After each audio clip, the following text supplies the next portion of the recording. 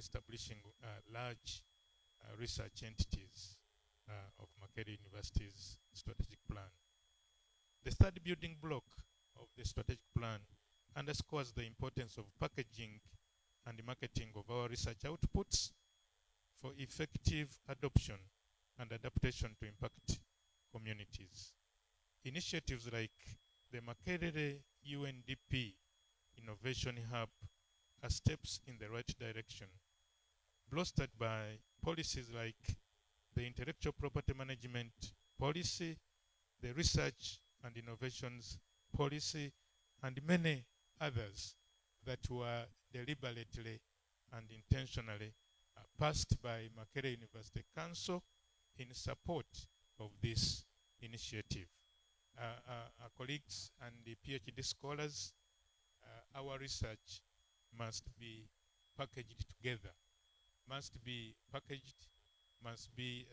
written into outputs that can be marketed, because our main intention is to impact communities. The research must not remain in our shelves. The research must not only be used for promotion, but must be packaged, must be marketed. And where an intellectual property has been identified, I think again we shall come and do a lot of sensitization about intellectual property management. Yeah, once we look at your work as having a potential for IP, intellectual property, then don't hurry to publish the work. Let us work together through this policy that I've mentioned, and also through the Makerere University Innovation Hub, to have this registered. We also have the Intellectual Property Office. We also have the Intellectual Property Management Committee. All these are avenues that can help us to have your work better marketed, to have your work bring returns to yourself, but also bring returns to your institution, and above all, impacting your country positively. So let us observe, a lot of our work has been done with the potential for IP, but has not been recognized, and in so doing we have lost a lot that would have come through the IP and the registration and selling this product, ladies and gentlemen. In light of this strategic direction, the Directorate of Research and Graduate Training holds a pivotal role. Our mandate encompasses coordinating and administering all aspects related to postgraduate training, research, and policy initiatives that create an environment conducive to graduate training and innovative research. Additionally, we advise on research priorities aligned with the national development objectives and serve as a bridge between the university and industry, identifying research and the courses relevant to the world of work. However, it is essential to note that while DRGT plays a coordinating role, the day-to-day affairs of graduate students are managed at each academic unit. Our joint efforts with academic units include the implementing of cross-cutting curriculum for doctoral students at Makerere University, which includes vital components such as scholarly writing and communication skills, advanced research methods, and philosophy of methods. Our activities are overseen by the Board of Research and Graduate Training, which is chaired by our dear DVC, and this is a subcommittee of Senate which ensures policy compliance, quality assurance, and effective performance of DRGT on behalf of the University Senate. And Professor Bajire is a member of the Board of Research. I would like to take this opportunity to commend Makerere University Business School for organizing the 27th Annual International Management Conference, and most notably, this doctoral symposium. Dear DVC and the principal, MOOBs, Makerere University Business School is very unique in terms of graduate training at Makerere University.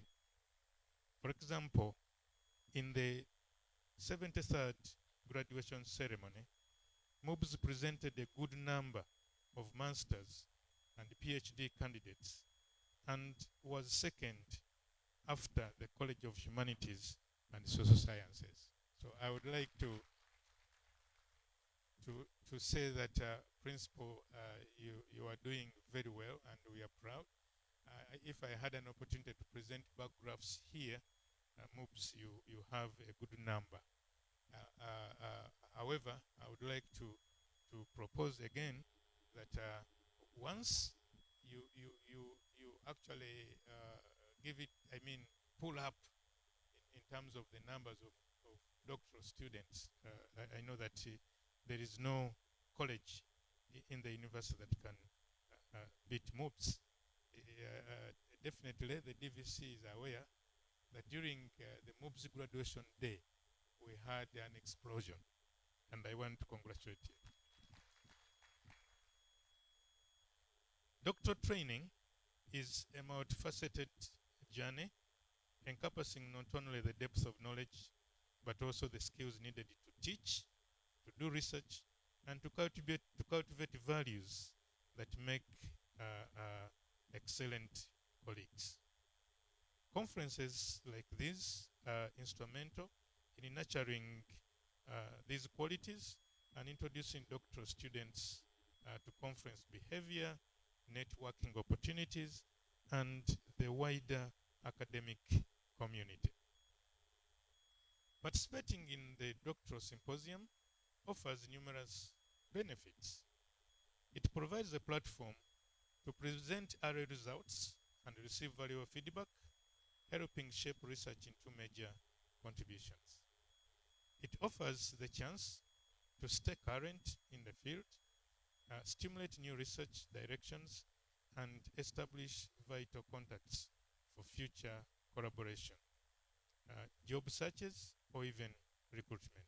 Additionally, it facilitates a broader perspective on doctoral programs and helps students to regain perspective on the overall scope of their studies. Presenting at a conference is also an excellent way to raise your profile as a researcher. It allows you to test your ideas and theories, receive constructive criticism, and refine your research. The questions you receive can illuminate unexplored aspects of your work, providing invaluable insights. As I conclude, I am reminded of the profound words of Nelson Mandela. Education is the most powerful weapon which you can use to change the world. Each one of you, our doctoral scholars, wields this weapon with great skill and responsibility. Your work is not merely an academic pursuit, it is a beacon of hope, a catalyst of change, and a legacy for generations to come.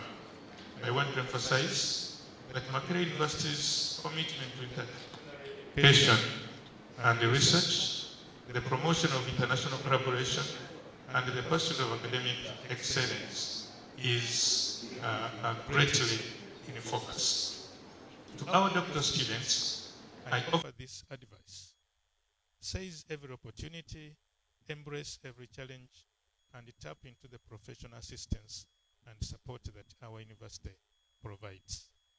Your journey will undoubtedly be marked by achievements, discoveries, and contributions that will leave an indelible mark on our institution and the world. I am eager to witness the remarkable impact you will undoubtedly make.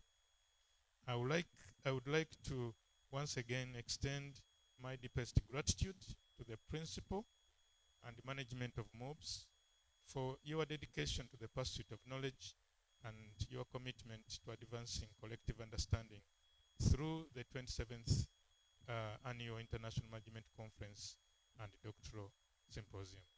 Together, let us forge a path that not only transforms Makerere University, but leaves a mark on the global landscape. At DRGT, we are committed to reviewing institutional graduate strategy and policy, prioritizing internationalization through bilateral agreements with global partners, digitizing administrative processes, and encouraging flexible graduate training approaches such as modular, weekend, online, stock blended programs. We also aim to enhance resource mobilization, both internally and externally, and work towards international program accreditation. I have been intrigued by the day's program, and I know that each one of us, by the end of the day, most especially our doctoral students, we shall leave challenged, we shall leave inspired, and to move on again, more focused on somewhat a lonely journey of a PhD. However, the faculty mentors and supervisors are here for you, and undoubtedly, I know that you are not alone on the journey, as it were. I want to thank you very much as we build for the future for God and my country.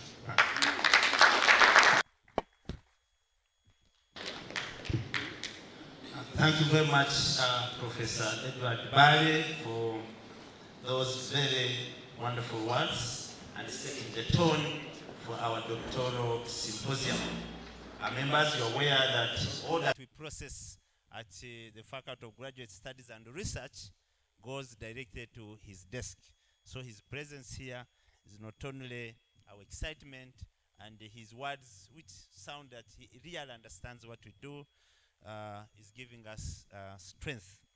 We wish, as the Faculty of Graduate Studies and Research, to be really a big contributor towards Makerere University's agenda of MOOC becoming a graduate institution. It is our role really to scale up graduate training. We are now coming to the last presentation of this session, but before we come to that invitation, it's my honor to recognize the presence of our council chair. Thank you very much, Chairman, for coming. Now that a Deputy Vice Chancellor is going to speak, not only on academic issues, but also administrative issues, Mr. Principal, allow me to introduce before him the managers, the academic managers of Makerere University Business School. May I request all the deans to kindly stand up so that the DVCCs, the people who sign those results that usually keeps bouncing if they are not right. Yes, this is Professor Nyeko Sone, Dean, Faculty of Computing. Professor Irene Narukenge, Deputy Dean, Faculty of Commerce. Dr. Mindra Katologo, Dean, Faculty of Commerce. Professor Moya Musa, Dean, Faculty of Education Science. Dean Professor Mebarunga, she has a French name, which is disturbing me, but Dean, she's the Faculty of Leisure, Society and Languages. Yes, we have Dean Joshua Mugambwa, is the Dean, Faculty of Management. And we have Dr. Geoffrey Nkutu, Deputy Dean, Faculty of Graduate Studies and Research. Those are the deans so far. The others will be coming in later sessions. Now I come to the academic part of it. The next presentation is on demystifying the PhD or doctoral journey. It's my honor, Prof, before you come on board, may I request all PhD holders to kindly stand up. All PhD holders to kindly stand up. Because when you talk about demystifying a PhD journey, everyone has nostalgia. So, yes, PhD holders. So, for the rest of us, for the rest of you, these people have gone through the doctoral journey. It is our moment of nostalgia to feel what it means. Thank you very much, PhD holders, for coming and for showing this is a doctoral symposium. Kindly sit down. Now I use the unofficial language of nonsense. The doctoral students, PhD students, who are going to pay keen interest on how the journey can be demystified. PhD students, kindly stand up. At all the different levels you are, PhD students, candidates, yes. All those are our that doctoral journey. Thank you for coming to this doctoral symposium. All those who have not yet stood up are aspirants of the doctoral journey. They will get there. It's now my honor to invite Professor Umar Kapumba, the Deputy Vice Chancellor, Academic Affairs, Makerere University, who is going to give us a keynote address on demystify the doctoral journey. Professor Kapumba is a professor of public affairs and management, and he obtained his PhD from the University of Pretoria, South Africa, in public administration and management. Before which, he had obtained a Master of Public Administration and Management of Makerere University and a Bachelor of Arts in Social Sciences. He has previously served in various academic leadership in the College of Business and Management of Makerere University. He has also done postdoctoral doctoral fellowship at Wolfram College of Cambridge. Professor, you are most welcome. Thank you for accepting our invitation.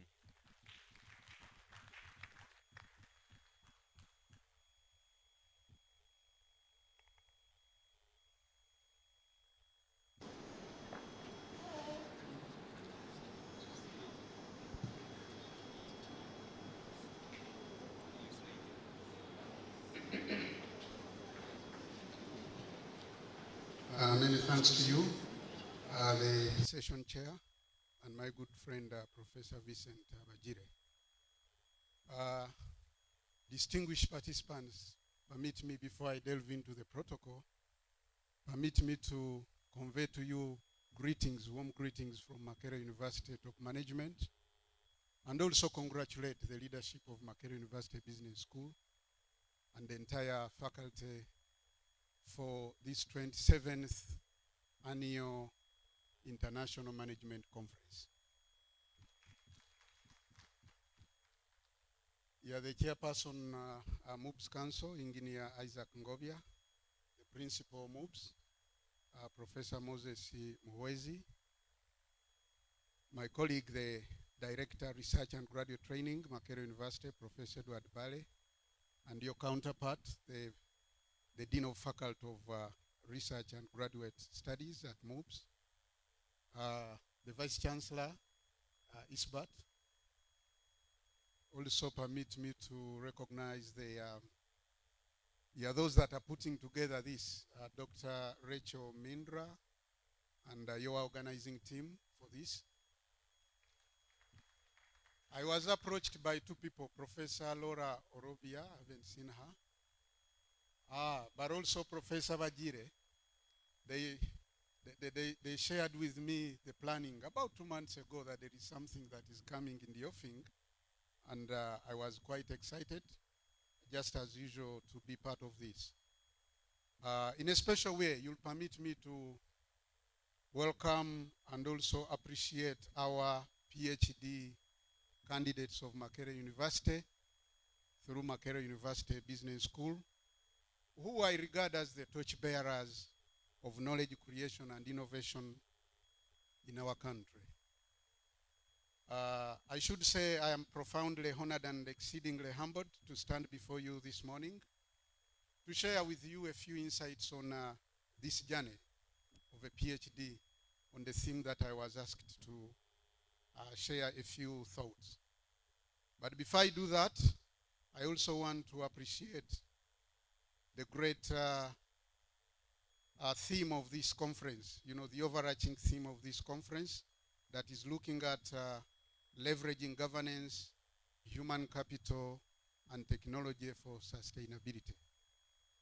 Now, the principal here has given some quick highlight about how important that theme is. I should also attest to that fact. I should give credence to the fact that governance is the pivot around which the entire success of organizations rotate. You cannot talk about an organizational success outside the shadows of governance. So governance is very, very, very important. Likewise, any society, any community, any country cannot develop or cannot grow. Its growth will be mirrored by the character of its education. Because the character of the education system and the quality of the education system produces the caliber of the people and the human capital that the country can thrive on or depend on to build its growth and development. So human capital is equally important, and I see it in this thing. Technology for sustainability is with us. Today you cannot survive without embracing technology, and the era of automation has also created a platform and opportunity for institutions to grow. So I want to congratulate you upon that overarching theme that is so important and so critical to our country. Ladies and gentlemen, the theme that I was asked to share some perspectives is demystifying the PhD journey, how it can nurture the seeds of innovations. And indeed, rightly, as the director, Dr. G.T. Makerere, has indicated, this theme typifies and mirrors the context of Makerere University's strategic agenda. The vision of Makerere University, and at whom the Makerere University Business School is very appreciative of fostering that vision, seeks for the institution to be a thoughtful leader in knowledge creation for societal transformation and development. And why I want to start with this vision of the university, because we all score in that goal direction, goal post. The vision is about becoming a thoughtful leader in knowledge generation, not just generating knowledge. Knowledge generation comes definitely through research. And the torchbearers of research are here: the faculty, the academy, and the students. So if you want to become a thoughtful leader in knowledge generation, not for the sake of it, but that knowledge generation should be able to transform society and development. So in this strategic goal, we have developed a mantra that, again, the Director of Research and Graduate Training has shared with you. Makerere's mantra now, and the critical goal, strategic goal, is to become a research-led university. Of course, research-led means many things.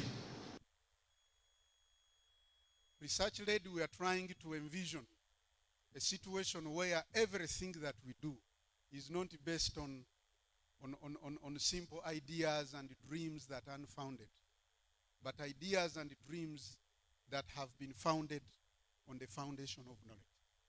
And that's what simply research-led means. It also means the way we do things. If you want to provide innovative teaching and learning, that innovative teaching and learning must derive from research. Meaning that we must be able to look at the contemporary changes in society and the needs of our community to inform the curricula. Because it is the curricula that we are going to use to impart knowledge. So that curricula must be based on foundation of investigation and foundation of the need of our society and how the society can be supported through this knowledge that is created. So research-led in that perspective means that even the teaching and learning will be based on the foundation of findings. What does our industry want? What does the public sector require?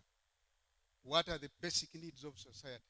So that we organize them in terms of knowledge bases that we can impart on the people that are expected to transform the country.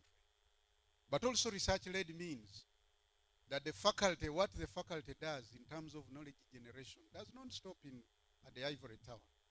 It can be translated into knowledge products, into knowledge tools, into services, into programs that we can utilize to inform and also impact society. So this doctoral symposium, as part of the 27th International Conference, could not have come at any much better time than this. And also want to believe that through innovation approaches, through graduate training, we can be able to achieve the strategic aims of Makerere University and Makerere University Business School. And indeed, right as the principal has highlighted, the doctoral degree program is high, is top on the agenda of the academy. Why? Because you'll agree with me even before I go to the tools and some ideas on how we can demystify this animal called PhD. It's important to appreciate that a PhD is a highly, highly revered award across the world. These days we get people who call themselves doctors. I think one of these days I'll book some time on UBC to try. The justice, my predecessor and the lady justice, Professor Lilian Echirukubinza, a few weeks ago shared with me her frustration of everybody coming up, doctor, including these ones who pay some $2,000, $3,000 to some street colleges in the US, North America, and Latin America, and then they go and wear these beautiful gowns, and then the following day, they put on, unfortunately, they don't know the meaning. They put Dr. So-and-so, and then in bracket, they put PhD. And yet, they are talking about honoris causa, this doctor of. So we must be able to inform the public. The Justice Lilian Echirukubinza was very, very much disappointed and requested me that we better inform the world now that Makerere is 100 years, has reached a stronger ground. We should be able to clarify, and the public, the unsuspecting public, should be well informed. People spend time here, spend sleepless nights, searching through the thick and thin of literature, of the knowledge, going to the field and then writing those very, very intensive and in-depth theses and dissertations. So you cannot reduce them to a mere title. We are beyond the title. But we should say that a PhD is a very, very essential part of our knowledge economy. Because you must first start with the question, why the drive for PhD training? Do we need the PhDs? Before you go on in demystifying, because the resilience that we want you to build, the commitment and the passion that we want you to invest in this PhD journey should be based on the background of the need for training. So why PhD? Is it just about, is it fashionable? Is it just a bucket that everybody will just walk their head high, like I am a doctor, I have a PhD? It's not just about fashion. PhD is an essential part of the economic as well. World Bank has indeed found and published well, and it has also earmarked that Africa requires for the next 10 years, in each year Africa should be able to produce a minimum of 30,000 PhDs. So meaning that we need about 300 PhDs, doctoral degrees. If we were to build a strong value proposition for our country. This is coming from the Bretton Woods. They are also attesting to the fact. Forget about the structural adjustments of the 80s and the 90s. They are seeing the light now. They are saying no. Because the structural adjustment, as many of you, you'll agree with me, was very, very much against higher education. That's why they dismantled the whole state's support and financing of higher education in favor of the lower primary education and what have you, which is also okay. But then when you look at those dropouts, what value proposition have you built? And today, a lot of dividends have been found to emerge from PhD. So, the PhD being the foundation of the knowledge economy, many developing countries today have to address the gap in higher education sector and also the knowledge-based economy. There is an across-the-board need for increased PhD, both in the academy and in the industry. And as you agree with me, knowledge is a major driving force for economic activities in our modern society. And it drives the understanding of humanities, the understanding of society and its challenges, and also it provides the mechanisms and the coping mechanisms for transforming our society. And today the areas with high demand for PhD are especially those highly specialized and high-level skill areas. In the current economy, we can talk about biotechnology, we can talk about information systems, we can talk about business research and business and strategic management research. We can talk about medical and public health, environment, engineering, agriculture, and what have you. So it looks as though the only missing link, because we're making considerable effort, especially this time, like I've said, Makerere is striving to be a research-led university. It's coming from the realization that after 100 years, you have built a formidable ground that should project you into the next century, where we still train the critical undergraduate programs, but given that the country has built strong capacity in many institutions, with today having over 10 public universities and more than 50 private universities. The 100-year, the century university should be now focusing much more on building capacity for graduate training. We are not undoing, we are not running away from undergraduates. Those are areas that Makerere remain critical. But we are saying that, why don't we now emphasize Makerere alone, the composition of our academic staff, the entire university is now sitting at 80% of PhD holders. In 2000, we were only about 18%. In 2000, when the late Professor Kiki Mujaju, the God name Mujaju report came into existence, that made the PhD mandatory. This was done in 2000, when the Senate approved the Mujaju report, made the PhD mandatory.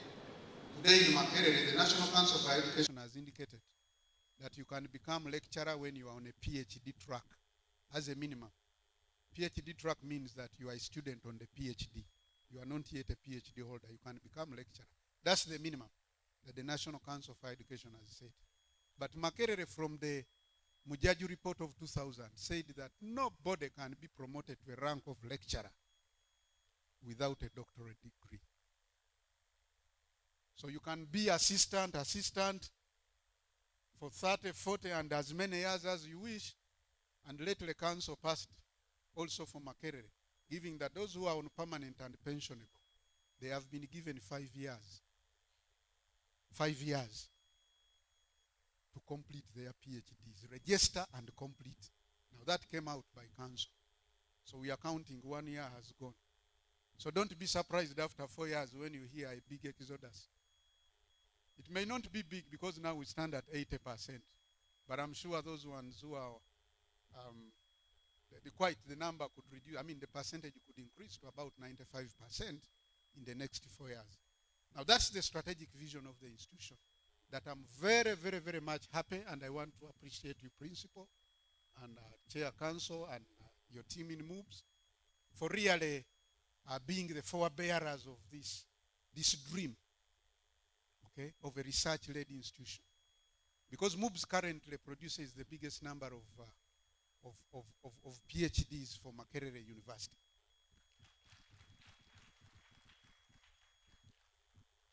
Of course, last year, I don't know what happened. The College of Humanities and Social Sciences took over. But MOOBS for I think the last about 4 or 5 years, has been leading. And when you cross that, then again you remain leaders. And we are very, very proud about that. And it's the very reason why when we are invited to come here, we come with a lot of pride and a lot of passion to participate in these engagements. So colleagues, now our doctoral students, it looks as though the missing link is about we are trying to make some knowledge contribution through research. And I should say that the research output of Makerere University generally has increased. But principle, as I shared with you some time back, we should be able to link the online portal. It's already linked, but for some reason, Makerere University Business School stands alone. Because Makerere University last year produced 1,000, it crossed the 1,500 research outputs in a single year. And that was no mean achievement. But now research is still skewed in particular areas, because on the 1,503 research articles that came out, the College of Health Sciences alone takes about 55% of that. The College of Health Sciences, having medicine, having pharmacy, public health, and so on and so forth. So we want to build that across. Now, when you add on MOOCs, if this was to be added together with MOOCs, you'll definitely have Makerere University beating the University of Cape Town. I would believe, but because MOOCs is ranked separately and Makerere University separately, so kind of we don't get this. But I want to laud the effort that is made by faculty, but which also should tap into the potential of the PhDs. So that at the end of the day, Professor Bale's policy that he has talked about and the requirement in the graduate handbook of each PhD being able to produce before you graduate a minimum of 2 research articles. We had relaxed on that. But we want to demystify that. That we want each PhD to come up, each PhD student before you graduate at least 2 research articles.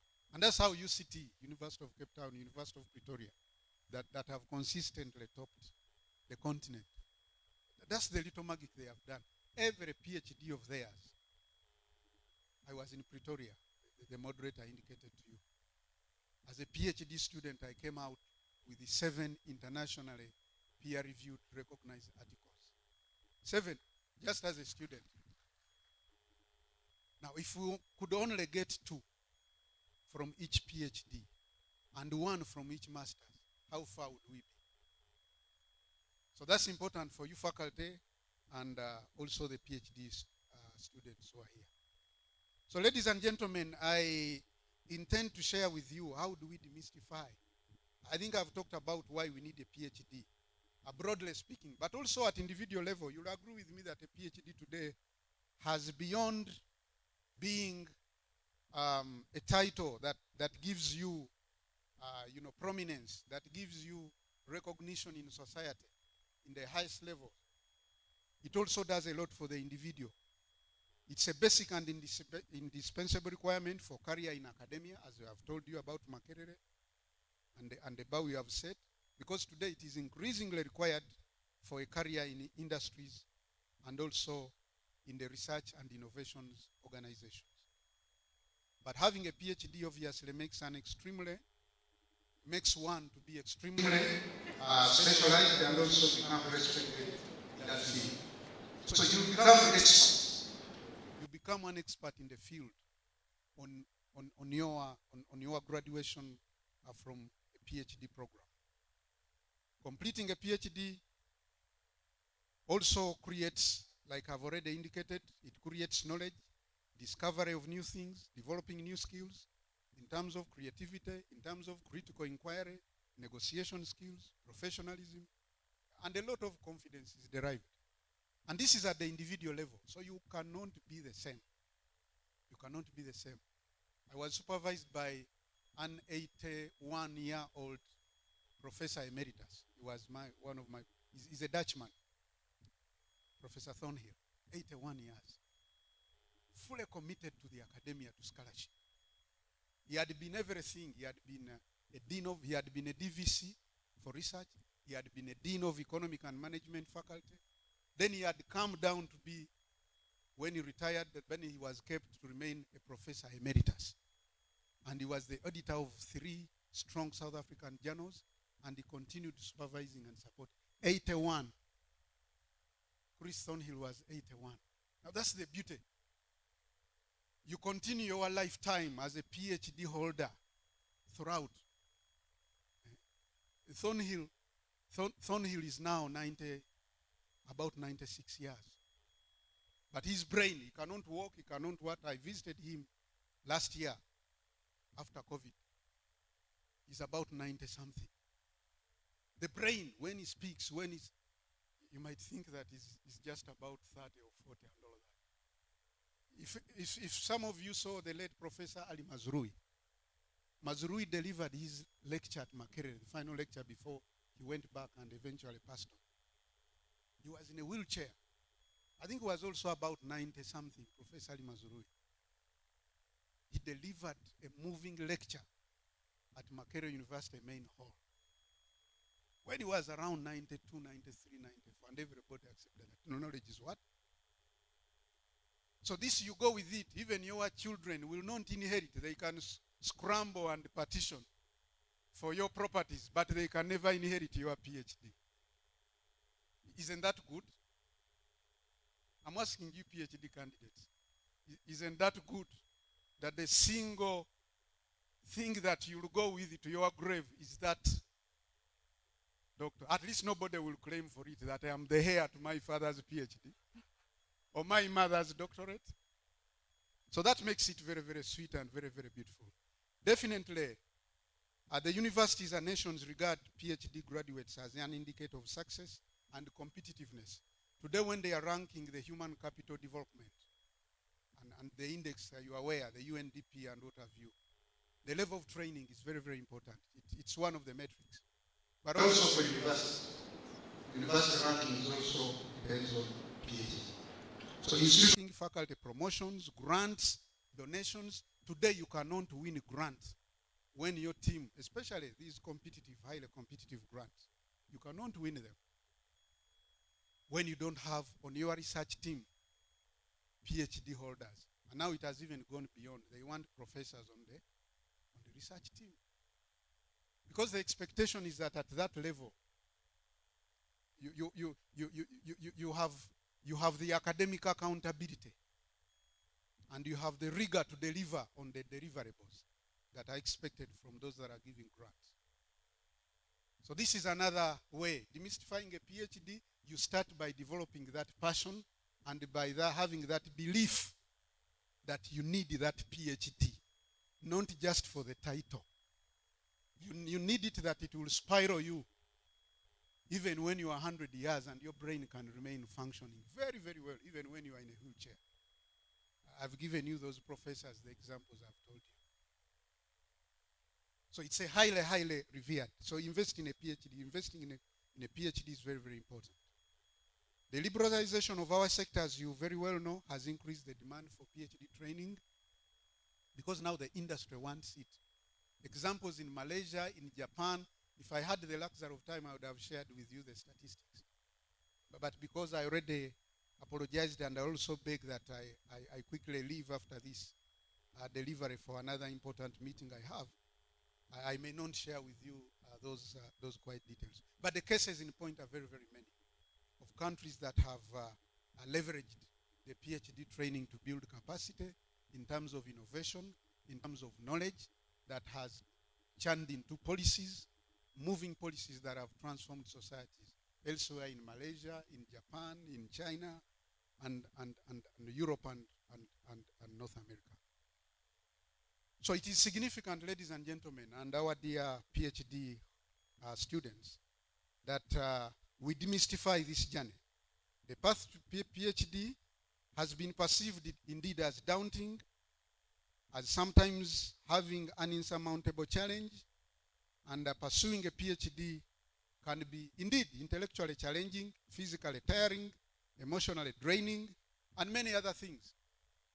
There is no question about that. We don't deny that. And indeed, many aspiring doctoral students may be deterred by many myths and misconceptions about the process, leading them to question whether they possess the capability or even whether they have the resources to embark on that journey.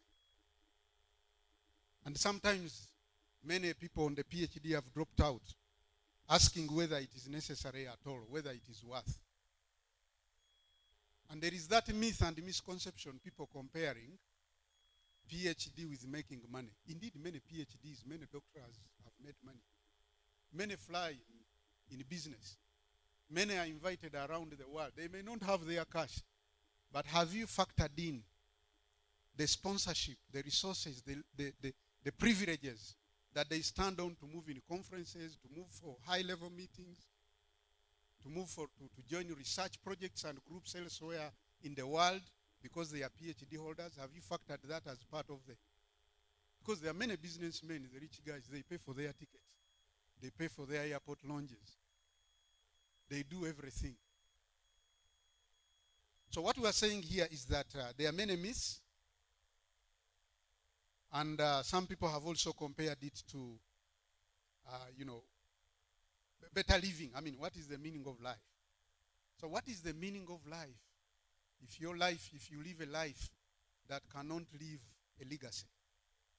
Because with a PhD, being a researcher, being a publisher, being a writer, just know that you leave a long-lasting legacy. Because of your works. Today we are reading about the works of the Mazuruis. We are reading the works of the Apollon Sivambis when they are long gone. Because they left a name, they left a what? A legacy. And that's very, very important. So we must demystify this journey. So what are we doing, or what can we do? What are the tools as I try to end my presentation? What are those tools? What are those techniques? What are those ways through which we can demystify this PhD journey? The first thing is that you must be, apart from the passion, apart from the benefits that you can leverage on as individuals, but also making the contribution to your country. The knowledge economy I've talked about. This PhD has to be demystified, and the whole responsibility, the prime responsibility rests first and foremost on the individual. I'm saying again that the most responsibility, or the biggest responsibility, rests with the individual, starting with the individual. You must know what you want, and you must know what it takes to have it. Nobody will just bring it on your table. So it begins with a passion. And it can also be concluded by passion. So everything begins with passion. So we must be intentional in demystifying the PhD journey. So on the side of the individual is important, but also on the side of the institution. And we shall agree with you that part of the reason frustrating and disappointing the PhD journey has also come from the environment, the ecosystem. But you are lucky that our generation is a generation with the Moses Muhwezis, with the Edward Bale, the Vincent Vagires, the Rachels here, the Laura, and many of you. Our generation has today become very, very much determined in supporting doctoral candidates and creating that ecosystem. This one I can assure you without any fear of any contradiction. You, the generation of PhD students, today you are lucky. Some of us, at one point in time, woke up to those professors in Makerere who were telling you that, would tell you that, do you know how long it took me to finish my master's? That was the introductory induction statement in their lectures. Do you know what it took me to finish my master's? And said, no. It took me more than 14 years to finish a master's. And they were very, very proud about that, and assuring you that it's a pressure. But today you are waking up to a generation of academics. Okay? Who are very, very thorough, who have worked very hard, who are publishing. Some of these professors became professors by virtue of the length of their stay at the university. Not by publications. Of course, there are those who were highly published. But today, you have a generation of people that are committed to building an ecosystem that can support this journey. So the ball is in your court. So you need mentorship. One of it is that you need strong mentorship. Okay? You need strong mentorship and guidance. And we are trying to make it mandatory today by the policy on research mentorship. We are trying to make it mandatory for each academic student and research student to have a mentor. Naturally, the PhDs have mentors. Now, the Dutch system, they call them not even supervisors, they call them promoters. So it's important that you have a promoter, and it's good that it's important, much more important, that you cultivate a good working relationship with your promoter, because that's very, very, very important. So mentorship and guidance is important. We need to establish a robust mentorship program, okay, that pairs experienced faculty with doctoral students. So it shouldn't just be a fashion of appointing each student, supervisor, doctoral committee. It cannot just be fashion.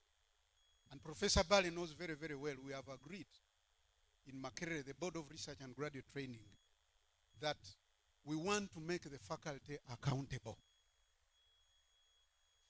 We want to make the faculty accountable, but also want to make the students accountable. This policy on overstay,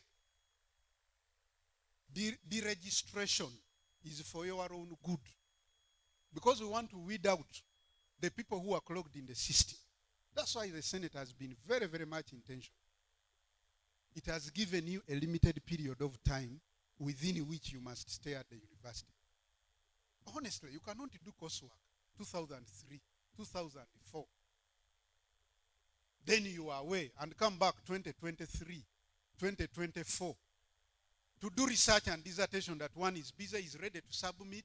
Really, how do you combine the knowledge of 203, 204 to the thesis and dissertation that you are producing in 2023? Is it still the same people? Makerere and Senate has rejected this. So as I want to demystify the PhD, be very, very clear and know that the Senate has had it all. He said no. A PhD you are given 3 to 5 years to complete. At least we have had enough of those professors who are reminding us about the number of years they took to complete their masters. And we have had enough of those. So today we want 5 years, complete the PhD.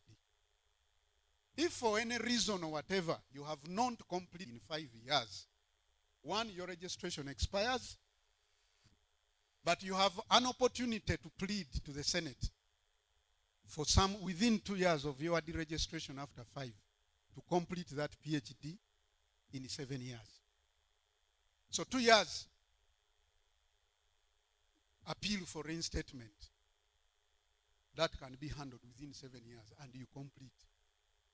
If you don't do that, thank you so much. So that becomes very, very important. Transparency and clear expectations are very, very important, ladies and gentlemen. Clearly define the expectations and milestones of your PhD. I am saying transparency and clear expectations. You must be clear, you must be intentional on what on the expectations and the requirements of the program. And today we are encouraging, I think one of the laziness has come from having only research only PhDs. I'm not saying those who are doing research only PhDs are, but today universities and indeed Makerere, my campaign now is to craft coursework and research PhDs. And we have shared this with Professor Vajire, with Professor Muwezi. Now each school is required to develop at least a minimum of one teaching coursework and research what? PhD. Because that is very, very important. And it's also, it will help to demystify this PhD journey. Because when you do coursework, okay, although at masters you have really done, you have built a foundation. But when you do the coursework, it gets you back, reintroducing you back into literature, into scholarly writing. And that will help, that journey will really help. Some of you are really struggling. Okay? Not because really you are dumb or you don't have capacity, but because you took some 10, 15, 20 years after your masters, you are coming back to do research. You research on a proposal, the proposal becomes a proposal 1 year. So 1 year, 2 years, 3 years, somebody is still proposing. So we are saying that one way, the easiest way to cut back on that is introduce people to some coursework, again, coursework, write paper, seminar, whatever. Okay? you do this paper, present this, so that the mind is built back on the trajectory of the PhD journey. And that will be one of the ways. So have clear expectations outlining your coursework requirements, if your unit has that. But even without coursework, they are cross-cutting courses, but also the tune of training should change for the academic colleagues. Even with students doing courses, on every topical area, from you can unpack that PhD research proposal. And one objective, make the course. Give the student an opportunity for that objective to go and write a research paper about the key concepts of that research objective. They go to the library, they research, give them a minimum of 20 textbooks, not articles. So that they write a paper on that in the concept or the theme within that objective. When they write that, they will not have any problem with their literature review. Because if you can write good literature review on the concepts, on the major themes within your research objectives, then you are done. When you go to the field eventually, you are just pre-testing, compare what is happening in the world and what literature has provided. So expectations are important. Proposal development, thesis writing. Okay, I've said transparency reduces ambiguity, and it also empowers students to learn. Financial support. Finance has been presented as one of the challenges. We recognize that financial barriers can hinder access to doctoral programs or even delay the completion. As a university, we are trying to implement funding models or having some mechanisms such as scholarships. We are writing grants. We are also trying to seek for donations over time, but also trying where we have not worked very well, and what we are trying to do as universities is also to seek industry partnerships. I had a scholar in residence. I had a scholar in residence as one of the students at the State University of New York. I was there for 6. It was broken 6 months, then another 6 months. In one of the State University of New York at Binghamton. About 40% of their PhDs are promoted by the industry, the IBMs, the Microsoft, the Dells. They are the ones that are sponsoring the PhDs.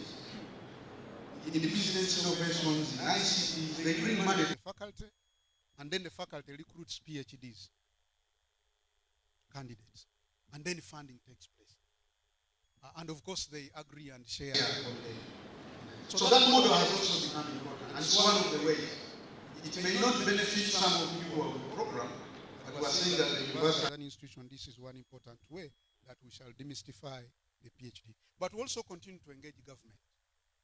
We continue to engage government to reinstate back the PhD scholarships.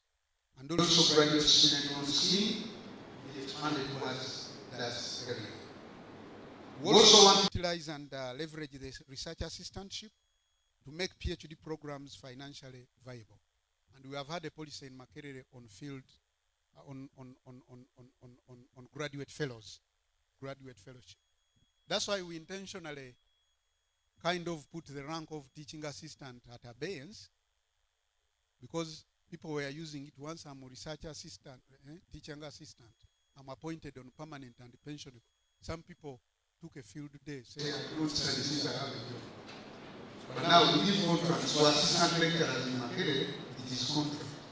It's not impunity on the side of the academy, but it is making motivation to the people who are joining the academy that you should be able to grow. That when you have a master's, it's just a temporary thing. You must be able to enroll on the PhD. So this research assistantship or field, graduate fellowships are part of the ways that we want to diversify this journey. Collaborative project is very, very important for them to enlist one graduate students as part of that. So the faculty that are writing grants and projects, this is one of the ways that you can be able to leverage and have some graduate students and PhDs as part of your project. Because these projects can help, can give some, research support. And then as the students are working on their PhD, they are also working on the bigger research project that can be able to produce results. And then you are able to account to the grant requirements. Interdisciplinary collaboration is another way that we can demystify these PhDs. When you are looking out for your research proposal or research theme, today it has become fashionable that you look at the interdisciplinary collaboration between your study topic and the other areas of knowledge that can pick from your area of knowledge. And this has been one way that eases the PhD training and eventually completion. So through collaboration, we want to foster an environment where students are encouraged to collaborate across disciplines. And this is important because it builds your knowledge broadly, but it also helps you to demarcate your area of in-depth research focus. So interdisciplinary approach is also becoming very, very fashionable and very modern in ways of easing the PhD journey. And we are saying that interdisciplinary research is not only about the academic experience, but and the real world. Meaning that as you are doing your PhD, you are also not completely, you are not completely away from what is happening in society. In other words, the PhD requirement should also be able to determine what kind of outputs and knowledge can be translated, okay, and then become and benefit society after that journey. So that's why the interdisciplinary approach is becoming very, very fashionable today and important in addressing the complex real-world challenges. Research infrastructure is important, and again, this is on us, the faculty, the leadership of the universities. We should also be able to demystify the journey by building strong research infrastructure. Invest in the start of the art research facilities. We have to have laboratories. We have to have, when you talk about laboratories, many people think it's about the science, the medicine, the agriculture, the veterinary, and engineering. We have business labs today and management labs where viable solutions that support policy can be incubated. So research infrastructure in terms of labs, students have access to cutting-edge tools and technologies to support their research is also very, very important. And that is on our side to help the students to demystify the journey. Professional development is another one where we need to offer training in research skills. This is very, very important, research skills, scientific writing or scholarly writing. If you cannot write, you can never get a PhD. Because a PhD, by the time you defend it, you must have written something that people have examined. That people have examined and weighed and found it to be worthy the contribution to the body of knowledge. So writing is important. So imparting these professional development skills is important. So training research skills, scientific writing, presentation skills. Again, you cannot afford to be a PhD candidate, and you cannot afford to stand and share on a platform, a podium like this with your colleagues or team members.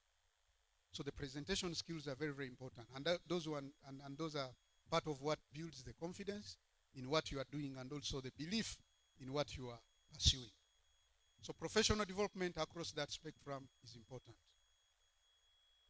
We are also trying to reduce by policy the time frame, like I've indicated on the policy, from the average 180 days, because the average has been 180 days for a proposal processing. Now that's long. 180 days is how many months? Processing alone. Some people take 3 years. So we are trying to reduce the 2 months plus. We are unpacking this into the department. Maybe the proposal should delay with the department for not more than 50 days. At the school, not more than 12 days. And for full admission and what have you at the graduate school, not more than 18 days. So we've cut down that, and we are trying to make that to be realized as part of demystifying the journey. We want to design a system of accountability for the supervisor and the student by developing a proposal processing and research supervision tracking instrument. Again, Professor Bale is the champion of this. And I'm sure he had some conversation with you on improving graduate training. So that is part of his package. And we should be able to institutionalize the tracking instrument, and throughout the proposal, throughout the processing, the distribution, and so on and so forth. The other one is also in terms of curriculum. We are saying that even research-only PhDs, in the second year, in the third year, we must, every semester, we must charge you fees, but every semester you must get back to the faculty, to the academy, and present a seminar. These faculty make that practical. These guys, when they go away, don't give them comments and they take 6-7 months. Each semester, each PhD must present a seminar. You organize a team so that they present before the panel every semester. And that becomes part of the progressive report. Now, in the revised curriculum, the proposal Professor Bale is brought to Senate. Research-only PhDs must also have demarcated clear hours and deliverables every semester. Every semester, you must do a seminar. If you are still on the proposal, in that, you come and present your literature review. You come and present, okay, your methodology. You do a seminar. We call all of the students of masters, they sit there, and you face the music. So that will build a stronger foundation for PhDs. Every semester, you must do a presentation.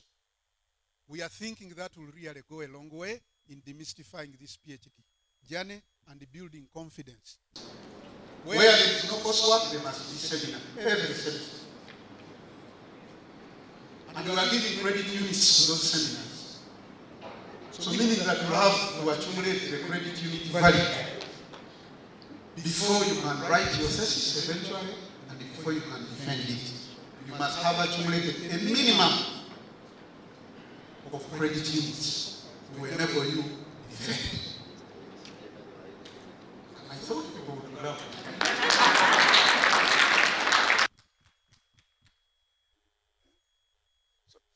So the seminar should call for them. You are struggling to look for your supervisors. I don't see him. I gave him comments 6 months. When you have to do a seminar, it is one way that will embarrass your supervisor if he hasn't been there. Because when you are presenting to the students and faculty, they will definitely see the gaps. And one of the reasons, and your supervisor will definitely, the promoter, will have to attend. And they will be ashamed to see you presenting rubbish. But it cannot be, because when you have a presentation, then you get some time and prepare to do that. So that should also be one way of building accountability and demystifying this journey. Knowledge production, ladies and gentlemen, I've already alluded to that. It's empowering. It's a diverse pool of doctoral students that we can cultivate. It's from this diverse pool that we can build research production. Because we want to make these publications. And we were discussing some time back, Professor Vajire was presenting the idea in the Board of Research Graduate School where he sits, and he represents MOOCs. And we are thinking about your final dissertation should be published. You can defend, and you have the award, but then you take it to another level of ensuring that it is clear, it is reviewed, and then it comes out. The way you have seen the Dutch system. The Dutch do this, and none is much more. Even South African University, Victoria does that, Cape Town does that, and also this. So I want also to see that increase the knowledge production out of published works, okay? So that the books, which will also give you the exposure. Because your book, you will not only have satisfied the requirements for the award of the degree, the PhD, but your book will also be processed into a publication that can now be consulted and cited. So global competitiveness, graduates of a demystified PhD area will be better equipped to compete on the global scale, contributing to Makerele's reputation and also impact worldwide. We want to make this quality, but we cannot do this without your committee.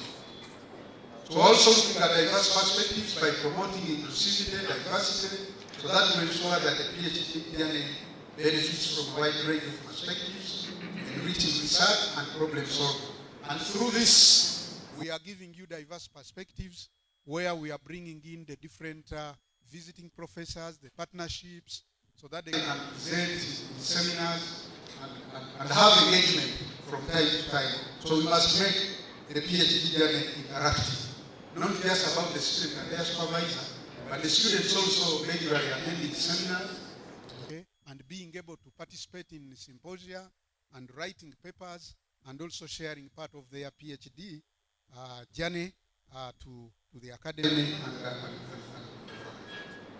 and leadership and innovation is what we want to foster as the leadership of the university in this journey. Ladies and gentlemen, I don't intend to take any much more time than I've taken, but I should say largely that demystifying the PhD journey is not just a strategic imperative for the university, it is actually a moral and intellectual imperative for the society. We must account to the society. The PhDs we train must generate knowledge that can be translated into products, into tools, into programs that can be able to change the society.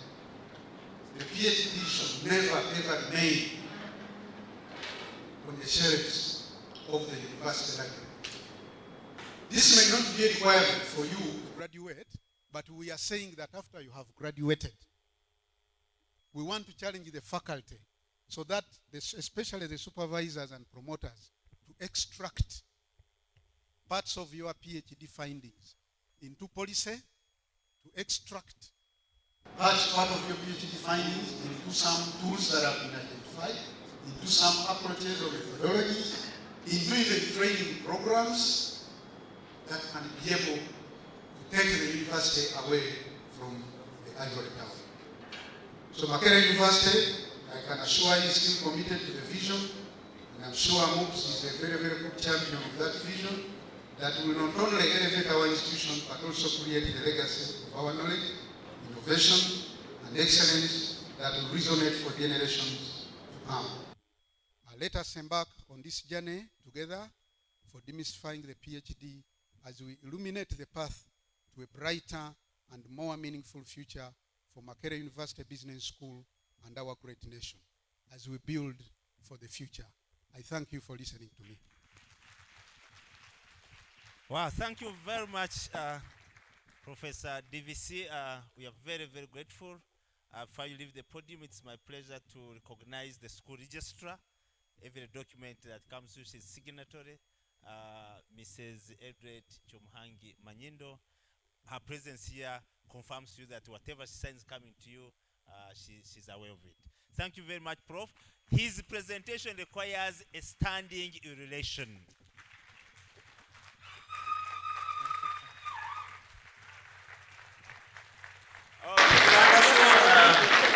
I will now invite the right table to join him down to go for the group photograph, and I will ask Edred to also join and see him off.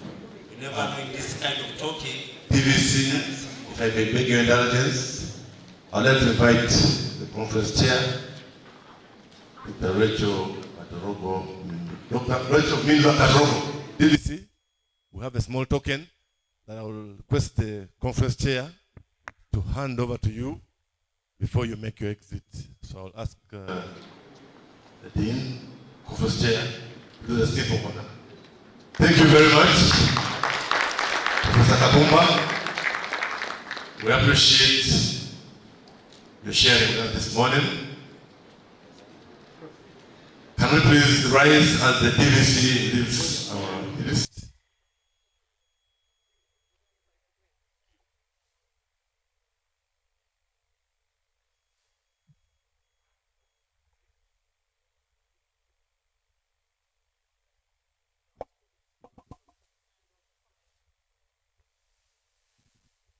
I'll invite faculty and a few members in here to join the DVC in a group photo. We need this for posterity, so quickly step out of the hall. Let's have a group photo with the DVC before he departs.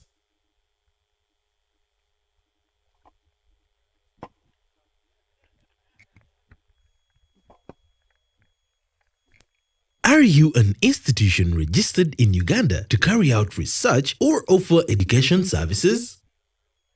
The Renu Network is here for you. With over 150 campuses connected countrywide, the Renu Network provides the best highway for digital collaborations between your institution and the other research and education institutions in Uganda. All Uganda's accredited universities, research sites, hospitals, schools, and affiliated institutions. Through the regional network of the Ubuntu Net Alliance, the Renu Network is also the best highway for connecting your institution to other research and education institutions in Eastern and Southern Africa and the world over, including the Americas, Europe, and Asia. Once on the Renu Network, the data traffic exchange between your institution and other institutions or campuses connected to the Renu Network is extremely fast and is neither billed nor capped. In other words, sharing of data among all institutions connected to the Renu Network is completely free and unlimited. With this Makerere University Business School announces the 27th Annual International Management Conference. The blended conference will be held between the 25th and the 27th of September 2023 at Silver Springs Hotel Bogolobi in Kampala. This will be held under the theme, Leveraging Governance, Human Capital and Technology for Sustainability. The conference will commence with a PhD symposium on day 1, the academic conference will take place on day 2, where the business forum will take place on day 3.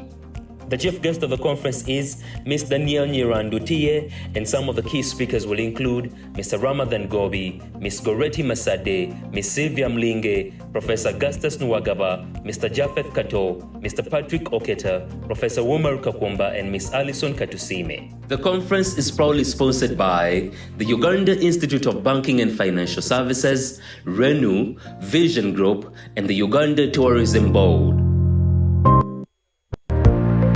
Makerere University Business School announces the 27th Annual International Management Conference. The blended conference will be held between the 25th and the 27th of September 2023 at Silver Springs Hotel Bogolobi in Kampala. This will be held under the theme, Leveraging Governance, Human Capital and Technology for Sustainability. The conference will commence with a PhD symposium on day 1, the academic conference will take place on day 2, where the business forum will take place on day 3. The chief guest of the conference is Ms. Danielle Nyirandutie. We do appreciate for their services, and I think a lot has been picked. And as we proceed to the next session, members or participants, we've overshoot our time. So what we are going to do, I'm going to request the chairperson for the second session. This is Professor Roro Robia. And the paper presenters, kindly you can take on the chairs, you can occupy your chairs as we arrange to dive into that session.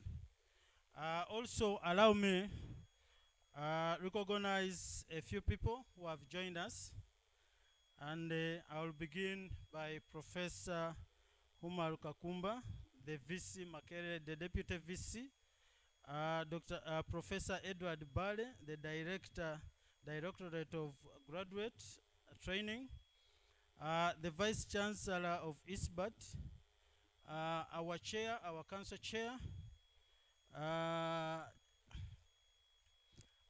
our Principal, Professor Muez, and the council members who are present. We do appreciate. We also have participants from various universities. University of Gulu, we do welcome you to this conference. Uganda Matters University, participants from Makerere University, including students from other universities. And also, amidst us, we have a number of sponsors. These are from the different sponsors who have supported this function: the Institute of Bankers, the Uganda Tourism Board, REN, Makerere University Business School, and the Vision Group. We should give a round of applause to those sponsors who have enabled this function to take place. In terms of attendance, I want to inform you that physically we are over 212 participants, and online there are 144 participants. This is already an achievement, and we need to thank the organizers for the wonderful job done. Announcement, housekeeping issues.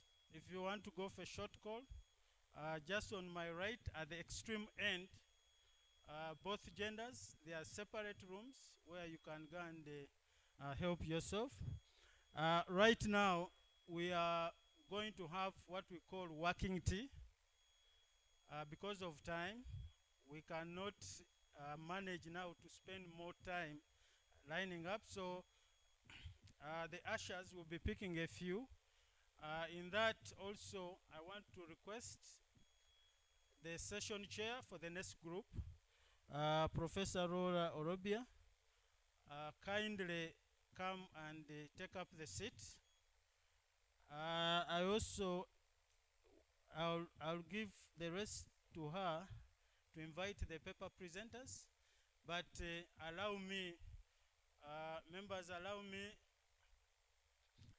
welcome Professor Rola, who is going to be our session chair for this second session. Our dear participants on online, I know you can also have working tea, but we would urge you, as you have your working tea, you stay online and then be able to manage time. Coming up on this session.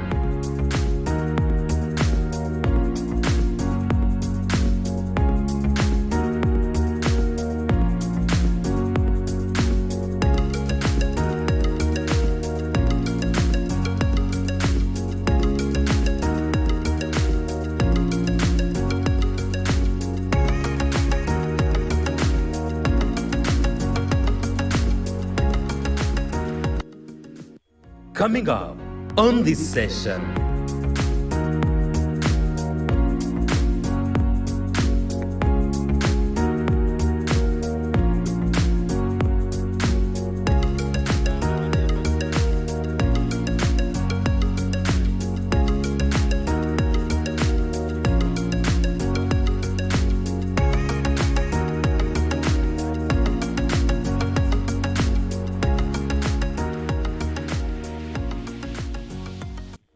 Coming up on this session.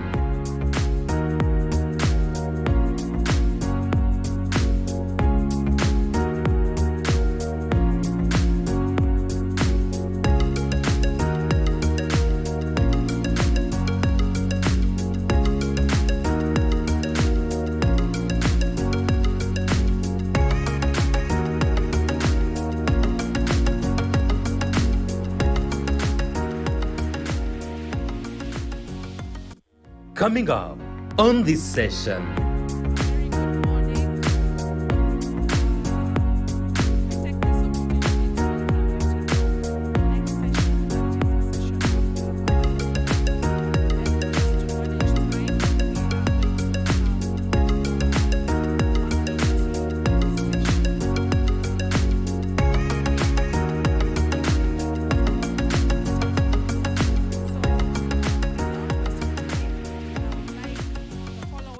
Coming up on this session. We have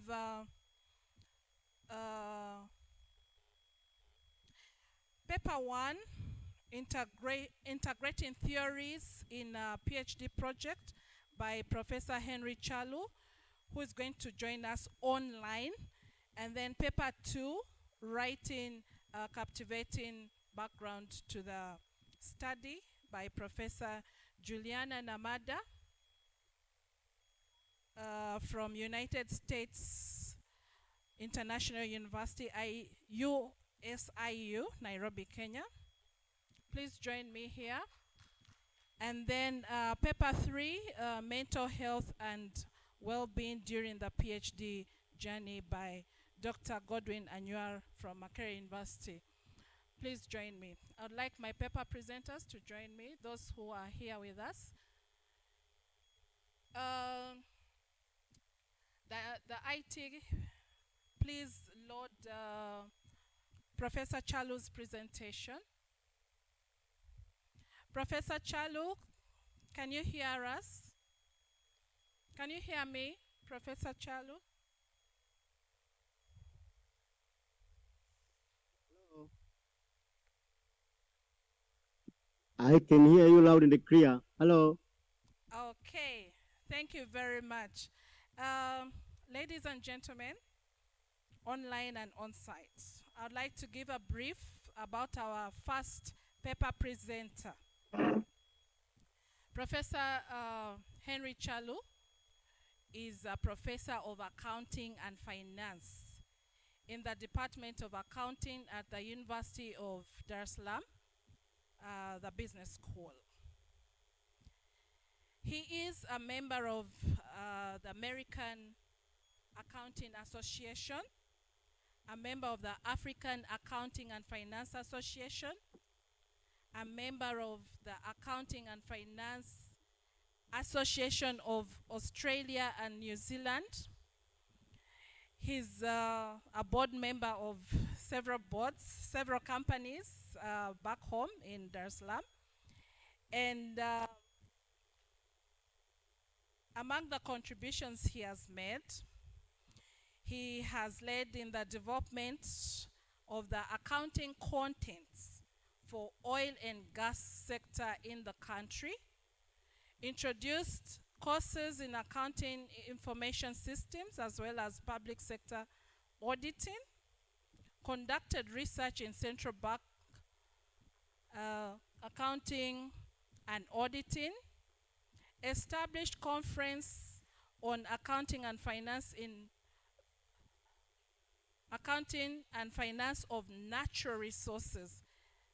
He has been the head of Department of Accounting at UDBS from 2013 to 2021, coordinator of Management Development and Consultancy Bureau, and member of the University Budgeting Committee. His research interests, I would like the ushers to manage the noise at the back.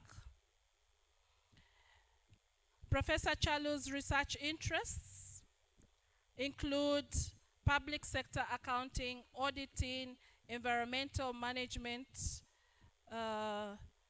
accounting and finance, financial institutions, and public finance.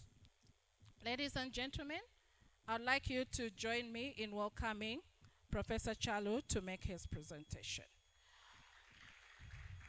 So, Professor Chalu, it is 5 minutes past 11. We are giving you 20 minutes to make your presentation. Over to you. And then for the participants, please, if you have any questions, take notes or type in the Q&A session. Yeah, type your questions, comments in the, that's for the online members. Type your questions in the Q&A session. Then for those on site, please, you have the notebooks, take down the questions or areas for clarification, and we shall come back to them at the end of the 3 presentations. Without wasting time, I give the mic to Professor Chalu. 1 minute. Hello. 1 minute. Professor Chalu, just a minute. Our dear participants, as you have tea, kindly be patient. You'll be picked on the table. And we request you to reserve silence, please. Can you keep quiet as you have a cup of tea? Because we want to manage time, and we do not want to I say that first, our success depends on time management, and this is what we are trying to manage. Feel free, sit. A team of our ushers will come and pick you and have a cup of tea. I submit. Okay, sorry about that. Can we now go over to Professor Chalo? Hello. Thank you so much, Professor Laula. Can you hear me? Hello, can you hear me? Yes, Prof, we can hear you loud and clear. Yeah, thank you so much. I really appreciate the opportunity given. The chair for the good introduction about myself. But today is this PhD symposium. As we have heard from the DVC, that it's a journey that I'd like to share with you this journey, so that because all of us will pass through those journeys. One of the area which is very, very sometimes difficult is how to apply the theory in our PhD research. And basically the topic is going to be about how you can integrate the theory in your PhD thesis or PhD dissertation or PhD project. And I have, if I can share my presentation from me. Can I do that? Yes, Prof, you can go ahead and share. Yeah. Okay, thank you so much. So let me share.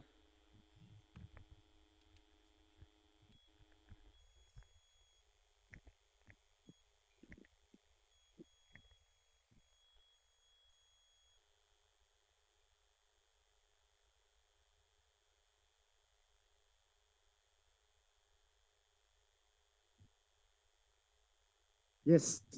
Now, as we have heard from the morning, that the PhD basically is the level of academic PhD.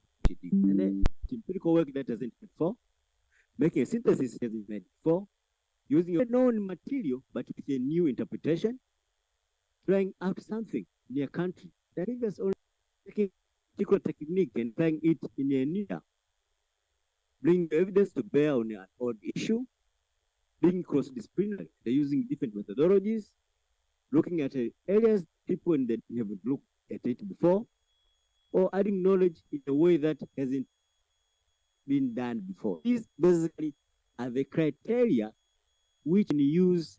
You are writing your work to say that, okay, I'm producing a piece of work. Now, to be able to do a piece of work, then theories are necessary. Theories, first, when you are writing your PhD, theories are highly regarded by examiners. And reviewing your PhD work, basically they will look how you've operated the theories. But also the theories help support hypothesis and explain the results. So having proper theory cannot have with hypothesis, and they cannot also explain or discuss. And help you in planning, implementing, and evaluating the interventions, particularly on something which can have a practical connection. But also theories helps us to predict and gives us some ability to control. And the generalization of the findings is one of the contributions. We say theories also help to explore the questions. And this is an example which was provided by Sadhana, said that, did you know that you live with and use the theory every day of your life? For example, when you peer your window to see if it looks like rain outside, and then you take your umbrella because you sense that you may need it, you are applying a theory because you have made a prediction of what may be weather-wise. You can control whether you stay dry or get wet if you take it, or don't take certain action. So this is what we say, the theory can help to explore, but also to predict and control. But theory also helps to guide us, provide for reasons why people are or are not in the following situation, or what you need to know, and how you can shape the program, and what should be monitored. So all these are just examples, which, for example, Grants and Delima started from different on how can be applied. So basically, we're saying Good theory is the one that can describe the social enterprise and connect to the social and compare social features and interrogate problems and choose which sometimes taken for granted. Sometimes a lot of things taken for granted, but having the theories can help us to interrogate them and then have a better understanding on those issues. So once you know the importance of the theories, the issue is how you integrate it in your PhD study. Because under or superficial use and the misuse of the theories can pose a scientific challenge on your work. And basically the challenge can limit the field advancement and even the capacity for changing practice. And there's a said area that you can see, for example, despite accounting growing from mathematics, you remember also doing accounting from Luc Pasteur and Jerome Cardano, exactly. Those are guys before 1500, but the PhD came later because the discipline has not been advanced. Either it might be that they were underused of the theory or there were a lot of misuse of the theories. And the people can say, we're counting even when the standards, we tend to be more practical rather than academic ground. So that's one thing which the to advance. So the issue to us was how we put it. And here we said that basically we have to answer two questions. The first one is how to select appropriate theories. In other words, what are the criteria you're going to select the appropriate theories? The second, how do you write the theories in yours? And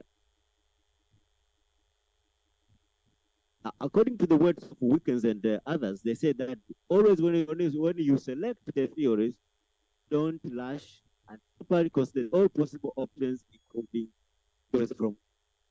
Normally, when we select theories, we mostly to work on our area, but that may not be the case always, because you are getting the opportunity from other disciplines. Like, for example, system theory. System theory was developed by in biology, but now is a very popular theory in management. So if people didn't go biological study, then they could have not used that theory. So there are some criteria which have been identified by some literatures. Here I just summarize 4 of them. For example, Beacon and others, they have what are the criteria? You look on an analytical level, how that theory provide analysis, or logical consistency, or plausibility. Is the theory consistent with your problem? Etc. So there are numbers of criteria, and they have got also very interesting qualitative criteria. For example, one of them we say that political rather than scientific. For example, one student say, my advisor told me to select a particular theory. So the student himself or herself does that section where that is logical, etc. So that could be another reason. But also some people select the theories because they are familiar with it. So those are example criteria from Beacon. But when you come to Grant and Osalo, which basically are the same like Robbins, is you look on the competence of the theory. If the theory can be interpreted very well, if the theory aligns well with the question, in other words, how is it connected with the but Robbins added other things like, for example, the strength of the theory and the limitation of the. Beacons have what we call systematic criterion, generalization criterion, even the empirical testable criterion. So we are saying these are just the literature, and from as we said, we can group now the criteria for the selection of the theory into 3 categories. First one is what we call research problem or question tent. You select a theory according to the problem you want to solve. What's the research gap and how we want to address? And the second one is part of the subject matter. And then in the empirical review. So basically when we say research problem, say that the theory selected we study offers concept-based understanding, analyzing, and designing ways to get the problem. So you need to know how we define it. You define and approach the problem and provide rationale for how and how we can conduct our study. So here, for example, we're saying, if you want to just get the motivation of managers to select a particular account policy for the disclosure of funds in the financial statement, we say, okay, now maybe passive accounting theory can be with the motivations. But since the disclosure goes with the provision of information, communication of information, then mathematical theory of communication may be also used. So you can see, if you have this as a study, you can find that positive accounting theory and the management theory of communication, mathematical theory of communication can be examples of the theories which you might select. Then we have parent disputes. Parent disputes are those that have the direct background to the theoretical framework or the research problem. So we are saying, when you are writing your title, always there could be more than one parent dispute. Those which are connected with your study. For example, if you are writing a essay, you are interested to see of the factors maybe for effectiveness accounting information systems, banking sector. So you can see here, you are having account information system. Out of that, you can have accounting as a parent dispute, information systems as a parent dispute as well. But in the accounting, you can have financial accounting, you can have management accounting, because the information systems produce the processing information, both financial and the management. So when you are selecting the theories here, you can, for example, say maybe I can take system theory, which could be financial systems as a parent dispute, transaction cost theory or agency theory, or any other theory which can come from accounting or from the banking sector as another parent dispute. So basically, according to Chadi Pali, you can have this kind of example. So you have at the top there, you have the research problem. For example, you are interested in the adoption of financial accounting standard, maybe in a particular setting. Now, what are the possible parent disputes here? The adoption of financial accounting standard here, you have the globalization or the transformation, because it's a global standard. So what are the parent disputes will be the globalization or transformation? Then you can have another parent dispute, which is basically the financial account. Now, these are the ones which can help you to generate theories. Now, what are the possible theories here? You can have positive accounting theories, which basically can try to explain the reasons why the motivation or the interest of the manager adopted those standards or not. You can have transaction cost, the cost involved with the adoption process, including translation, changing the systems, etc. And also, you have innovation diffusion theory by Rogers, for example, which argues that when you have innovation, not all the organization will be adopted at the same time. Some will be early adopters and others will be laggards. So that these are theories which you can use to try to explain the adoption of accounting standards in a particular setting. Then another criteria which you check will be is critical review.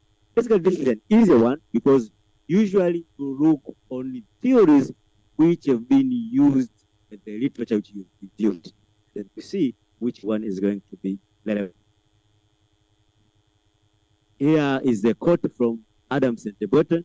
I'll just advise people to read it, the student to read it, because it's called The Place of Theory in Assembling the Strength Argument for a Thesis Dissertation. So here, it's a quote which basically shows frustration if you find that your work is not producing the original work. So here, now, from Adams and DeBotton, we try to see how, after selecting, where now you can be able to place your theories. Now, for the sake of time, I would like to move to this, what we call a puppet shape. Here you have the grand theories here, which is here, for example, they're providing those like Feud, Karl Marx, etc. So now other grand theories, then you have what we call translation theories. Now this provides the idea how to bring them at the bottom.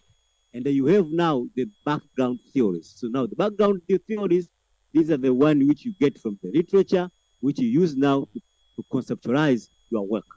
And then you have the methodology, and then you have the foundation theories. Now these together, they help you to integrate our theories in the study. You can see you are having from the ground theories, you have the background theories, and together they give you theoretical concept or theoretical framework, which basically connect knowledge. So in other words, how you integrate theories is you use your theoretical framework to show you that take the theories from the ground aspect, one you've reviewed, and the methodology. I just provide examples. Now here from the accounting perspective, I try to through the IFRS, for example. Now here for those guys who are watching, maybe they can forgive me for that. So I just take an example. Use this approach to understand other things. So try to explanation about the first time I don't of IFRS, then division of information theory by Rogers is going to be important. But we have, for example, number 2, where we talk about share-based payment. So when you're investigating the share-based payment model, what are the theories which are relevant here? For example, the agency theory, you are compensating the shareholders, then you introduce the principal agent problem. And this was produced by Jensen Mercury, but also the Black's cost model, which basically this provide the value of price in stock options. So this could be used as well. How much is share-based done? But when it comes to IFRS 3 and IFRS 10, which basically talk about business combinations and the consolidation, this is very interesting also. Talk about the agents theory, but also talk about the game theory, which can talk about the forecasting possible acquirers. If their company is going to be acquired, or is going to be merged with another company. Also, the resource-based view, you are looking on the competence and advantage when you try to merge with another company. But use also the living systems theory by Miller. And this one to explain that organization, like any other creature, these are living. They are born, they grow, and they die. So you can see, you can try to explain how the organization, when they grow, they also produce offsprings. Maybe in terms of subsidiary by acquiring others, sometimes disaggregating, etc. So these are the theories which can help you from the business, social, as well from natural science. And then we have also another theory, for example, we have another example of the IFRS 15, which talks about revenue, recognition, revenue accounting. Here we have what we call critical event theory. And the critical theory here is saying that the decision of revenue recognition is done when the most critical event is being made. The decision is being made. Here can be maybe the sell point, the decision point. So it's up to you when you are investigating the revenue aspect in the organization, then you can check maybe critical event theory, accretion. The revenue. Professor Chalu. Yes. Yes, Madam Chair. Just giving you 2 minutes to do a wrap up. Okay, thank you so much. So those are just examples of the theory and the issues which you can be able to consider when you are selected.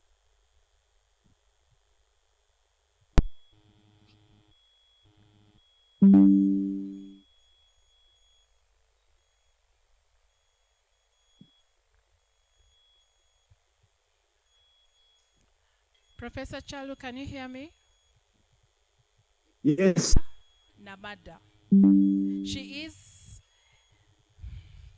a professor in strategic management, teaching a certificate course in online instruction design and quality matters, offered by Arizona State University in the USA. She is happy to be here with us. Ladies and gentlemen, join me in welcoming Professor Juliana Namada. Juliana, you have 20 minutes to make your presentation. IT, please load her presentation.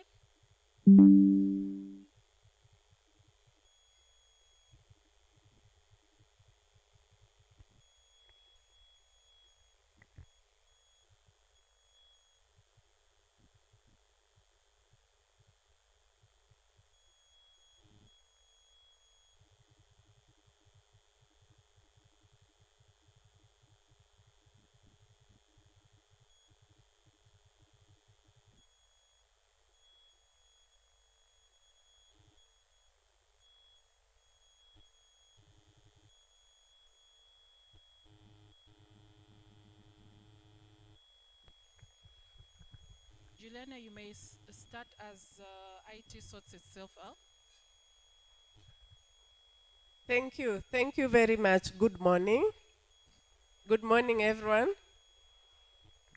I am happy to be here, and I will be talking about writing a captivating chapter 1, introducing your dissertation and thesis, and how to catch the eye. So first and foremost, I want to just give you an outline of what we're gonna go through. First and foremost, I will be highlighting the background of your study. How do you make it eye-catching? How do you identify the hook, identify the right tree?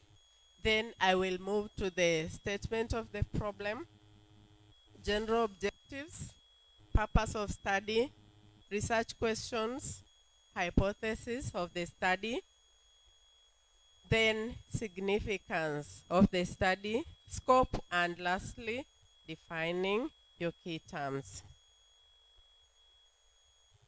So, I want to liken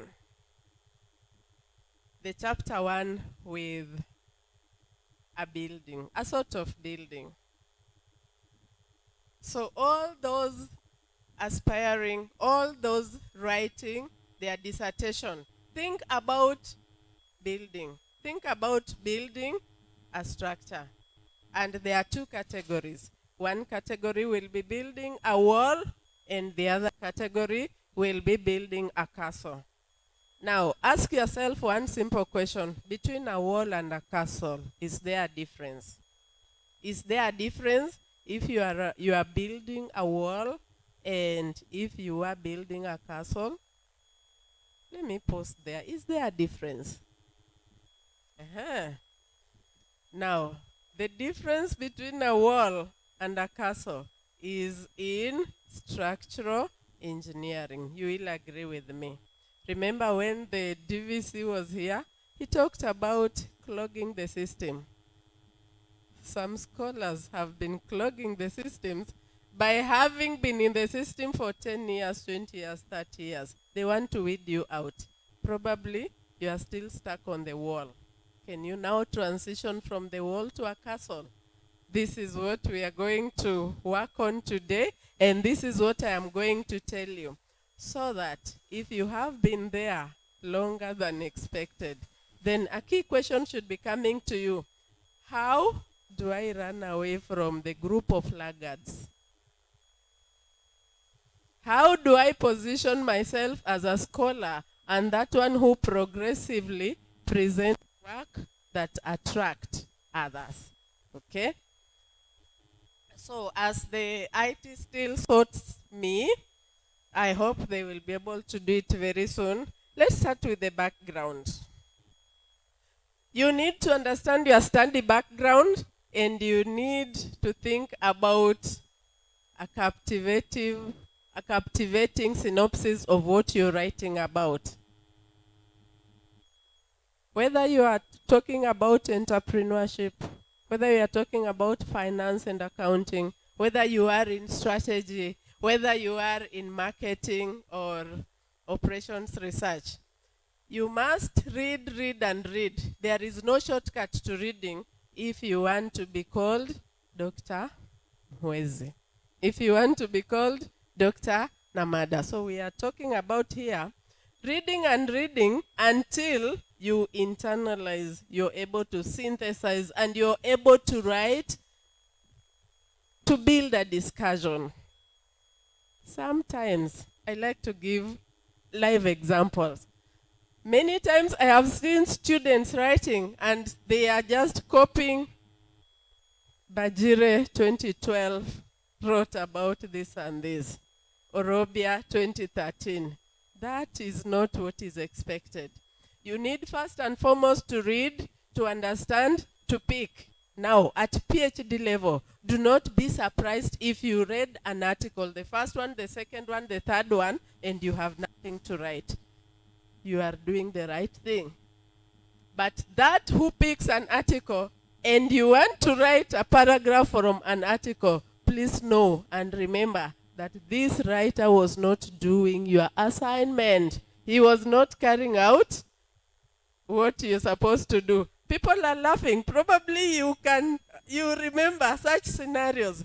Now, in PhD journey, those should not arise. You should be able to read and only isolate that which is related to your work. Isolate. And always remember, they did not do your assignment. It is you doing your assignment. So, read, and read. Only take that which is very necessary. Your background of study must have a historical backdrop. We are talking about 2023 today.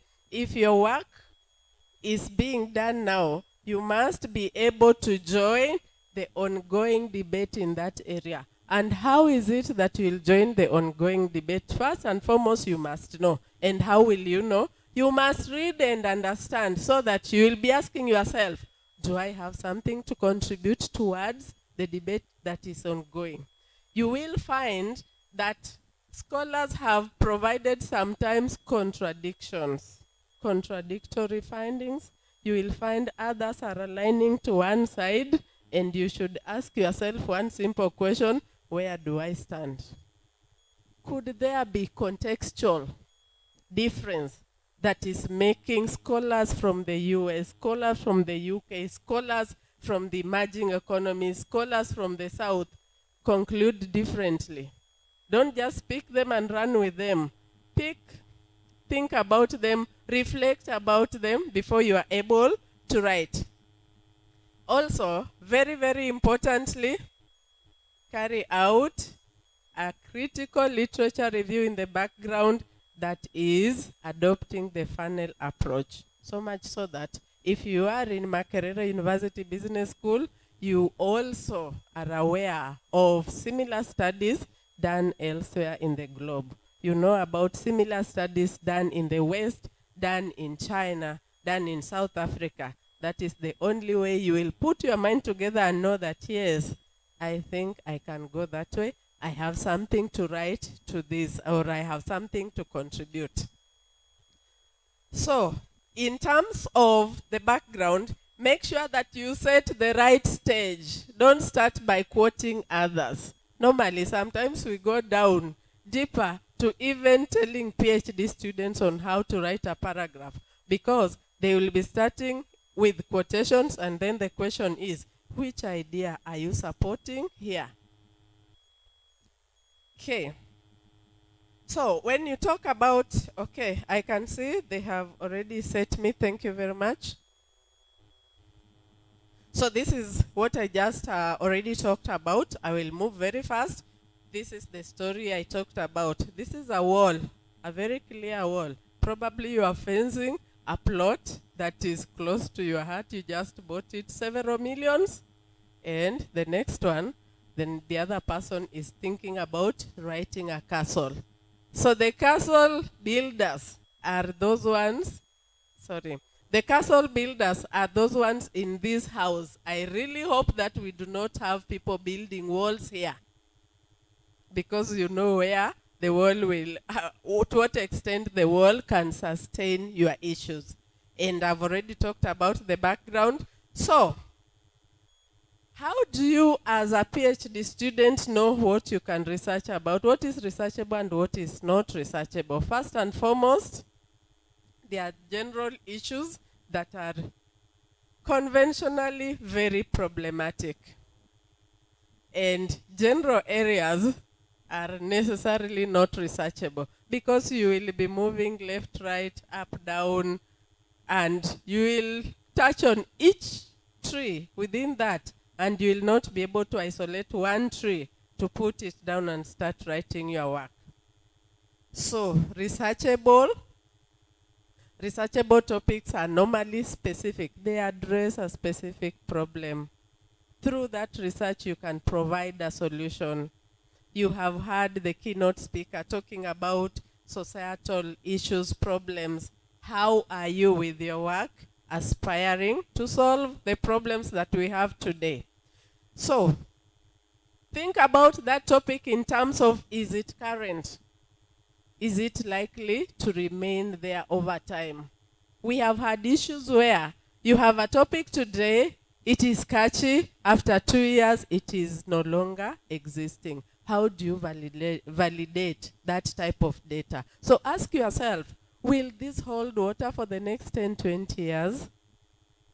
The study should be based on issues as opposed to events, persons, and objects.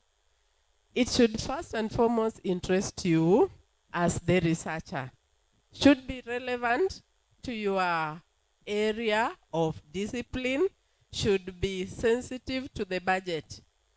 If the financial input in your project is 20 million, you only have 1 million. Is it viable and feasible? Ask yourself that hard question. Are you likely to get a solution? And will you, at the end of the day, get data to analyze? When I talk about data, data is very sensitive because at the end of the day, we have research ethics, we have policies and regulations that safeguard the respondent. Think about this scenario where you are studying maybe central bank of a country. By policy, you are not allowed to analyze and present issues on that data, but your brother or sister works there and they can sneak this data into your house late in the night and you are able to get data. Someone tell me, is that ethical in research? You have the data by virtue of your sister working there, but by policy, that institution does not allow their data to be used by any researcher. Can you go on or can you stop and ask yourself some questions? Someone speak to me. Okay. You stop there and rethink. Why? Because ethically, if policy says no, whether you have direct access against policy, that is unethical. So make sure that topic you can be able to acquire data ethically. So, where you find that you do not have enough data, you do not have sufficient time, you are not likely to access the information, the results may not be important, and the cost-benefit analysis, when you sit down to work out, you find that you're doing a zero-sum game. Stop there and think. Consult. Speak to your supervisors and try to see which way you should take so that you are not burning your midnight oil only to be told, wait a minute, I think this one is not doable.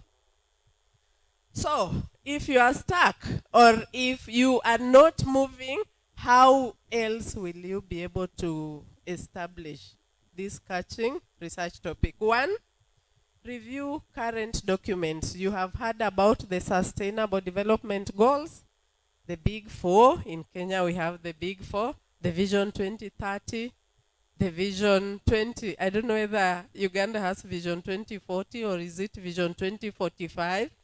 Then we have the African Union Agenda 2063. Those are documents that have already identified societal problems, and if you read them, analyze them, they are likely to lead you to the right topic. They are likely to lead you to the right specific problem that you can address at this very high level.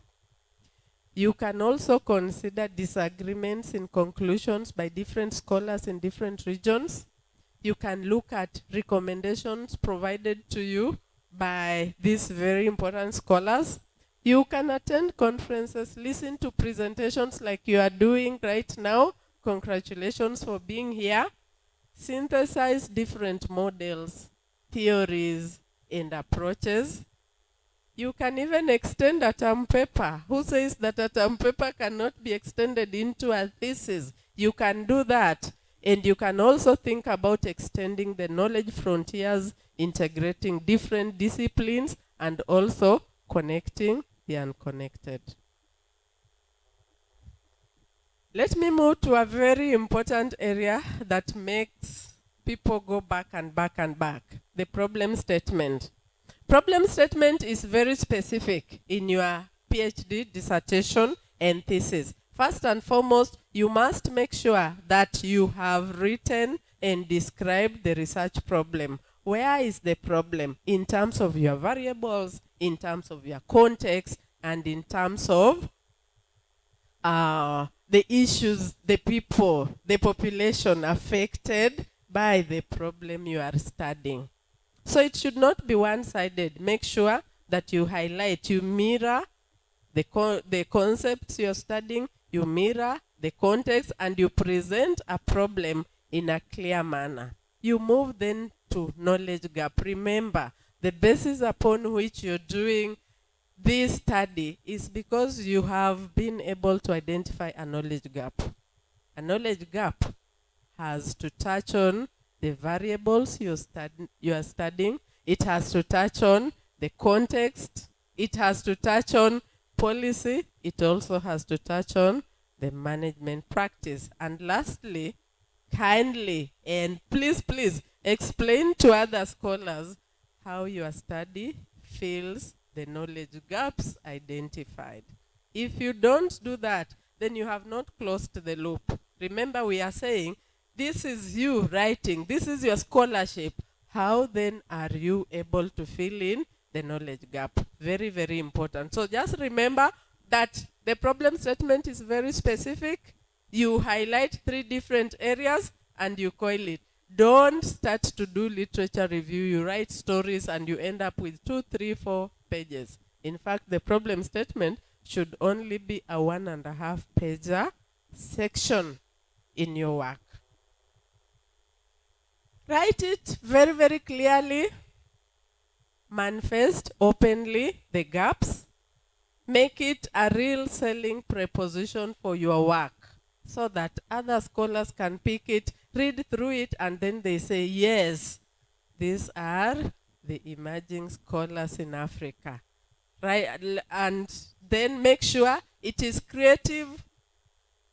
You adopt very good innovative ways of writing, and you synchronize it very, very well, so that it's not just another paragraph that you read in that dissertation. Let it be really up to the game. Let it be a selling point for you. Let other universities read it and they are like, we want to interview Namada. We want to interview Bajire. We want to interview Oroba. Hints. Hint number 1. Is it justifiable? Ask yourself the hard question.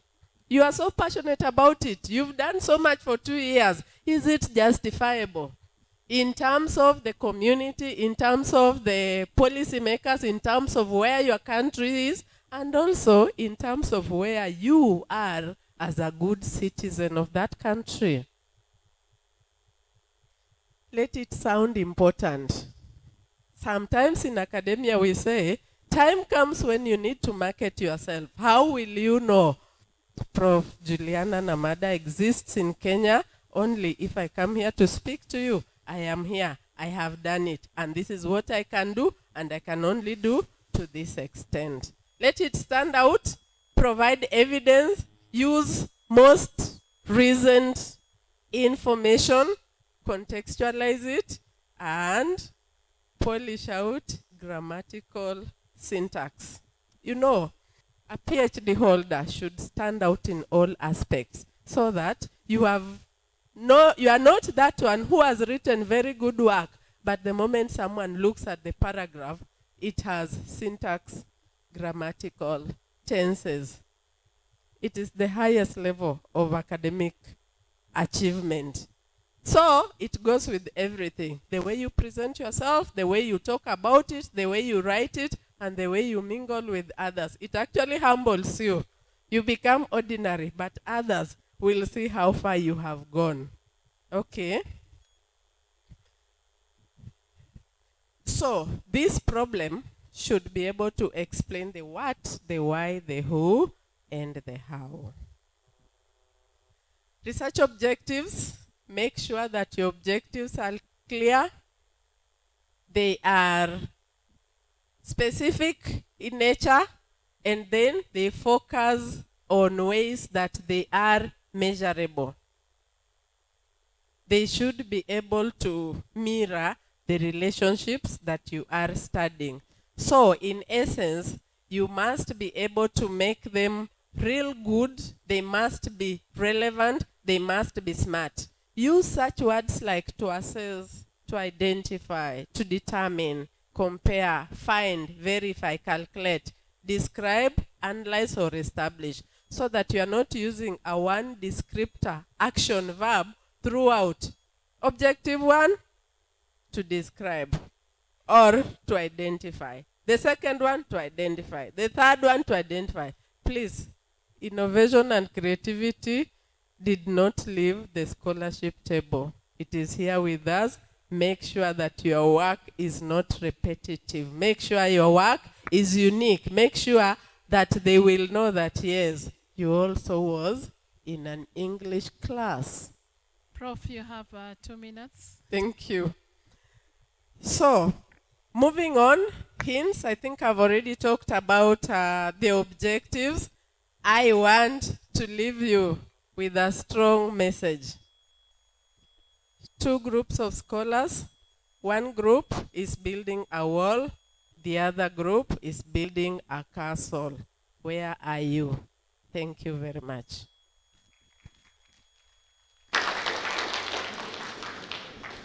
Thank you very much, Professor Juliana Namada, for your presentation. And for those who have just joined us, we agreed that we shall have a session for Q&A at the end of all the presentations. So bear with us. For those following us online, please have the questions in the Q&A session. Not in the chat room, but in the Q&A session. And we shall address them at the appropriate time. For those in the house, please note your questions down and we shall have them addressed. Without wasting time, I would like now us to go on to the next presenter, our third presenter for this morning. That is Dr. Godwin Anywar.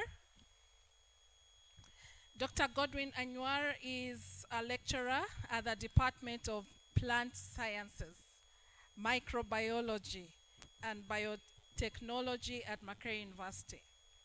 He completed his PhD on a split model from Makerere University, the prestigious Fraunhofer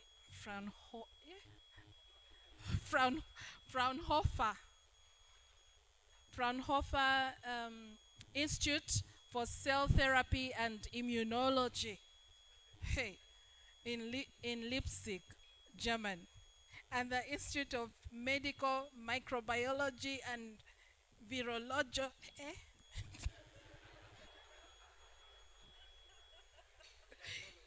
and Virology, Faculty of Medicine at the University of Leipzig in 2020 as a DA, AD, and Carter Fellow. He's a fellow of the Global Young Academy, a fellow of Uganda National Academy of Sciences, a fellow of Carnegie Corporation of New York, at the African Studies Association, and a fellow of the African Science Leadership Program.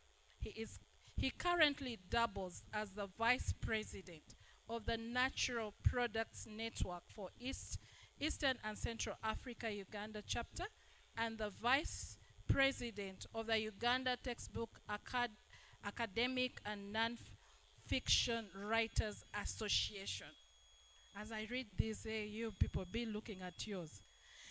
He is also a member of the Young East African Researchers Scientists Forum and serves as the General Secretary of the Biology Society of Uganda. He is an academic editor and member of the editorial board of several journals in his line.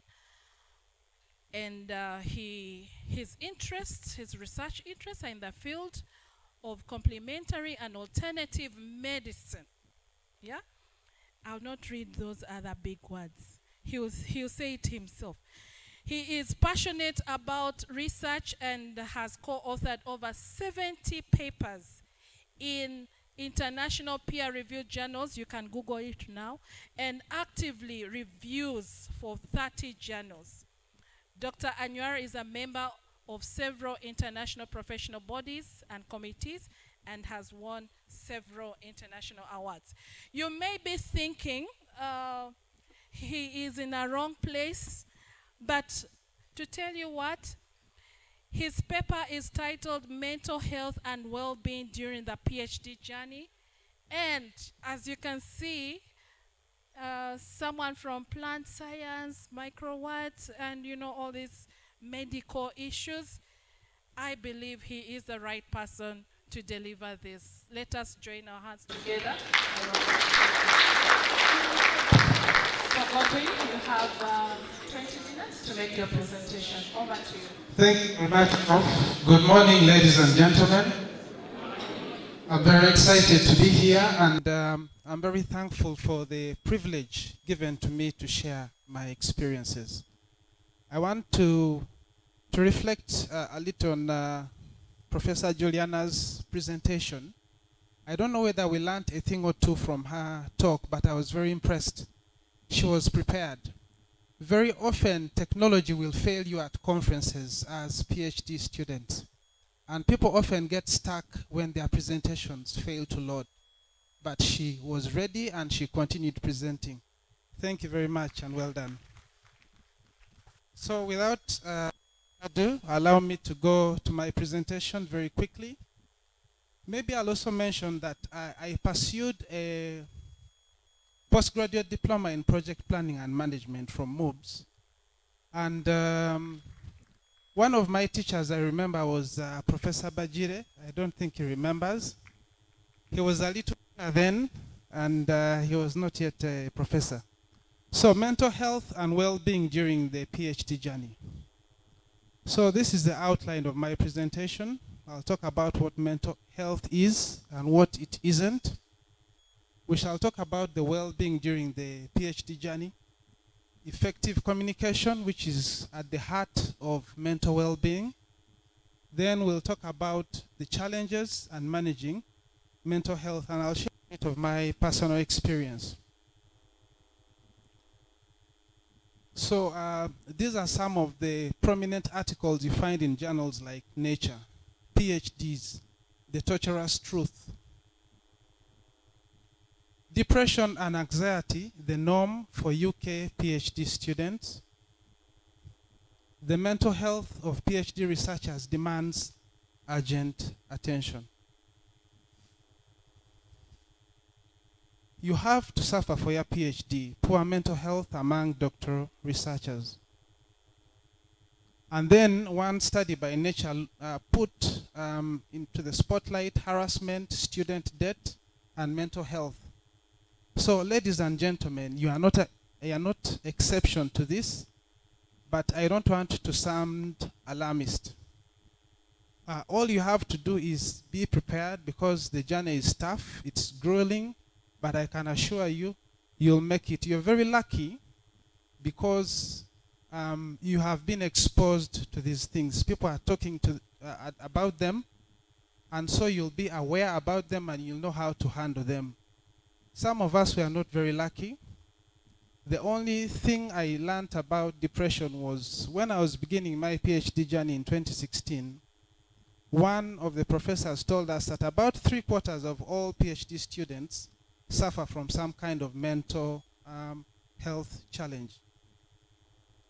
And very good question, how? Many of us do not know that we are actually suffering some kind of problem, so we do not get the help we need. So, mental health, the World Health Organization defined it as a state of well-being in which the individual realizes his or her own abilities, can cope with the normal stresses of life, can work productively and fruitfully, and is able to make a contribution to his or her own community. There are several other definitions.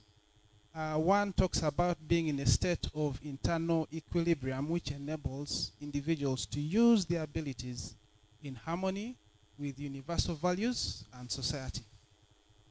So, what mental health isn't? There's often a misunderstanding. People often think that it is a weakness. It is not. It is not being lazy. It is not a poor outlook to life. It is not a sin. It's not a punishment, and it's not a way to avoid work.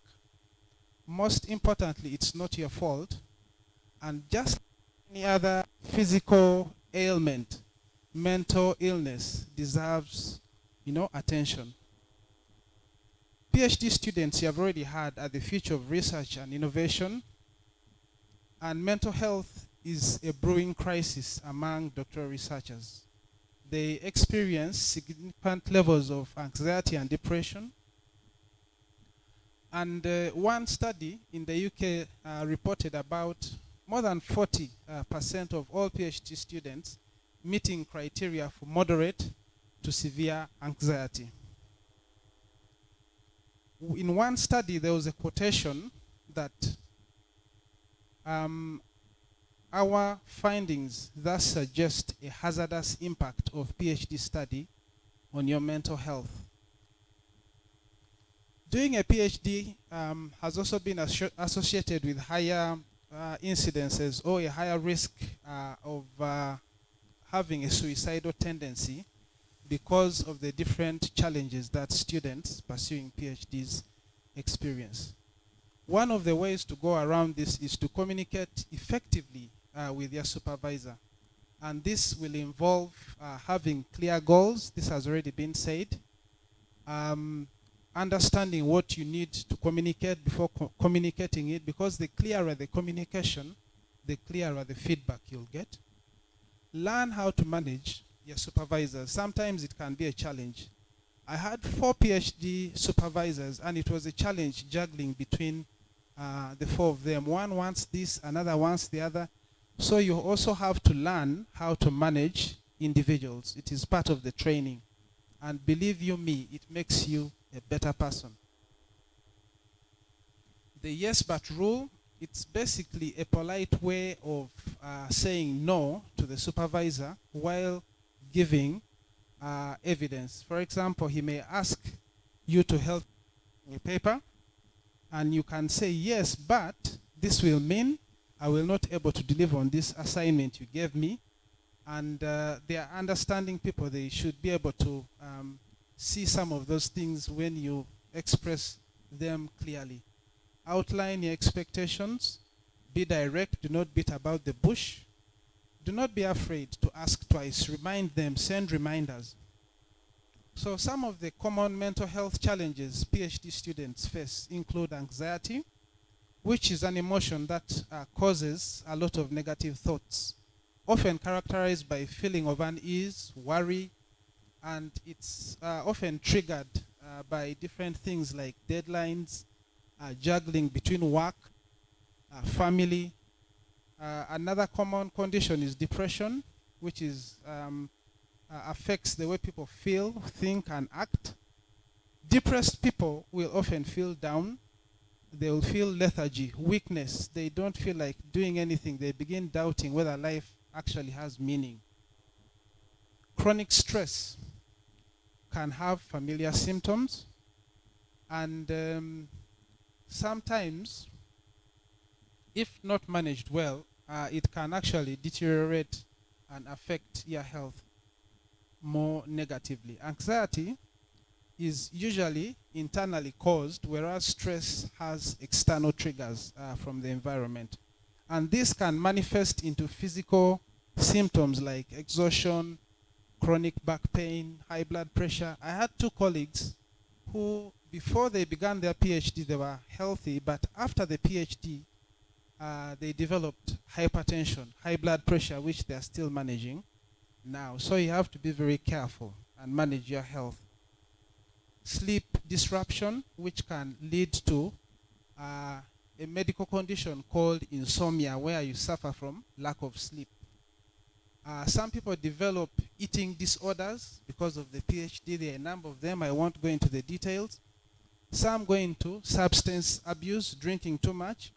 I had a friend who went to pursue his PhD in the Netherlands. He never used to drink. But when he came back, he was a heavy drinker. And he says the journey was lonely. He had no company. He was in a foreign land. So he resorted to drinking. So be mindful, be aware of some of those things. So there are other challenges which I want to talk about. So often as PhD students, there's a lot of competition from peers. And I want to encourage peer learning. If you can learn in cohorts, it builds support networks. You can help each other. You can talk to each other. Competing is healthy, but I add competing against yourself, not against others. Strive to be better today than you were yesterday. There is what they call the imposter syndrome, which PhD students very often suffer from. So the imposter syndrome, like the name suggests, being an imposter, you basically develop, it's a psychological condition where you develop doubt over your own abilities and expertise. You don't think you are good enough, okay? You begin doubting your achievements, and it is quite often, it's an often occurrence in PhD students. So once you realize, or once you know that there is something called the imposter syndrome, you can learn how to manage it. And just like the name suggests, it is an imposter. It is not the true you. There is, of course, the pressure to publish. And I want to encourage you to begin, developing the urge and the necessary tools to publish. Believe you me, it will take you places. By the time I defended my PhD, I had published 6 papers from my work and a few other papers from some other work that was collaborative in nature. So PhD students often suffer from a high workload, juggling between jobs, classes, teaching. Then sometimes pressure from being isolated. When I went to the Fraunhofer Institute in Germany, it was this big institution, but I was the only black in that institution. So I felt isolated. I felt, alone, and it can cause you to draw to yourself if you are not careful. So sometimes you find yourself in a foreign land, you find yourself in alone. One of my daughters was actually born while I was away in the lab. In Germany, it was very stressful. I was, struggling hard to try and finish and come back. So I used to work almost day and night. I would be the first in the lab. I would be the last to leave. The professor was so impressed, he gave me the keys. I would be the one to open. I was there over the weekends, on Sundays. And, without knowing it, you're damaging your health, both physically and mentally. So I remember actually one Christmas I was in the lab. I couldn't get a ticket to come back home. The prices had gone up. So I was forced to remain in the lab and work. But when I came back home after my PhD, I had lost so much weight I didn't even realize it. I had cut about 10 kilos. And I was looking miserable. But I had managed to finish what had taken me. They had finished collecting the data. But I think I was depressed because I found out later on that I think I was depressed. 2-3 months down the road, I couldn't do anything. I couldn't write. I was unproductive. So one time, we went to visit our parents. And my mother asked me how the PhD was going along. So I told her, I'm tired of this thing. I don't think I'm going to continue anymore. You can imagine you have collected all the data. And what is left is doing the analysis and the writing. But you just don't have the inner strength to continue. And this is where the circle of support comes in. You need to have people around you that will support you. So I want to thank her for her response. She told me, I don't want to hear any of that nonsense. You go back, sit and write. So she didn't start sympathizing with me. Eventually, I was able to sit down and write. So at Makerere University, we have a counseling and guidance center, which you can visit if you feel you need to talk to someone and you need extra help. Some of the other ways you can manage your health is to balance your time, exercise, eat healthy, prioritize your sleep, therapy and counseling, and then also psychiatric care. I remember one of the challenges when I was in Europe, the winters were extremely cold, and I'm someone who works in the night. So it was affecting me because I could not work at night because of the cold. First thing I would do from the lab is just go have a cup of tea, take a shower, and then sleep next to the heater, with the jackets and everything. Because of the cold, I could not wake up in the night. So I felt I was not being productive. So listen to your body. When your body gets tired, when it is hurting, when it is craving for something, treat it well. Seek expert medical help, because some conditions we have not talked about but may be more serious than you think. So in conclusion, it is unrealistic to live a life without stress or anxiety. That's the bad news. The good news is that a certain degree of anxiety can push you to stay focused and committed to your work. It doesn't have to be a negative thing. Knowledge is power. Get knowledge, equip yourself with the different tools and techniques so that you can beat this thing called stress. Recognize when you're melting down and when you need to take better care of yourself. Accept the laws that will happen to you. We know that PhD is very important, but it shouldn't come at the expense of your life.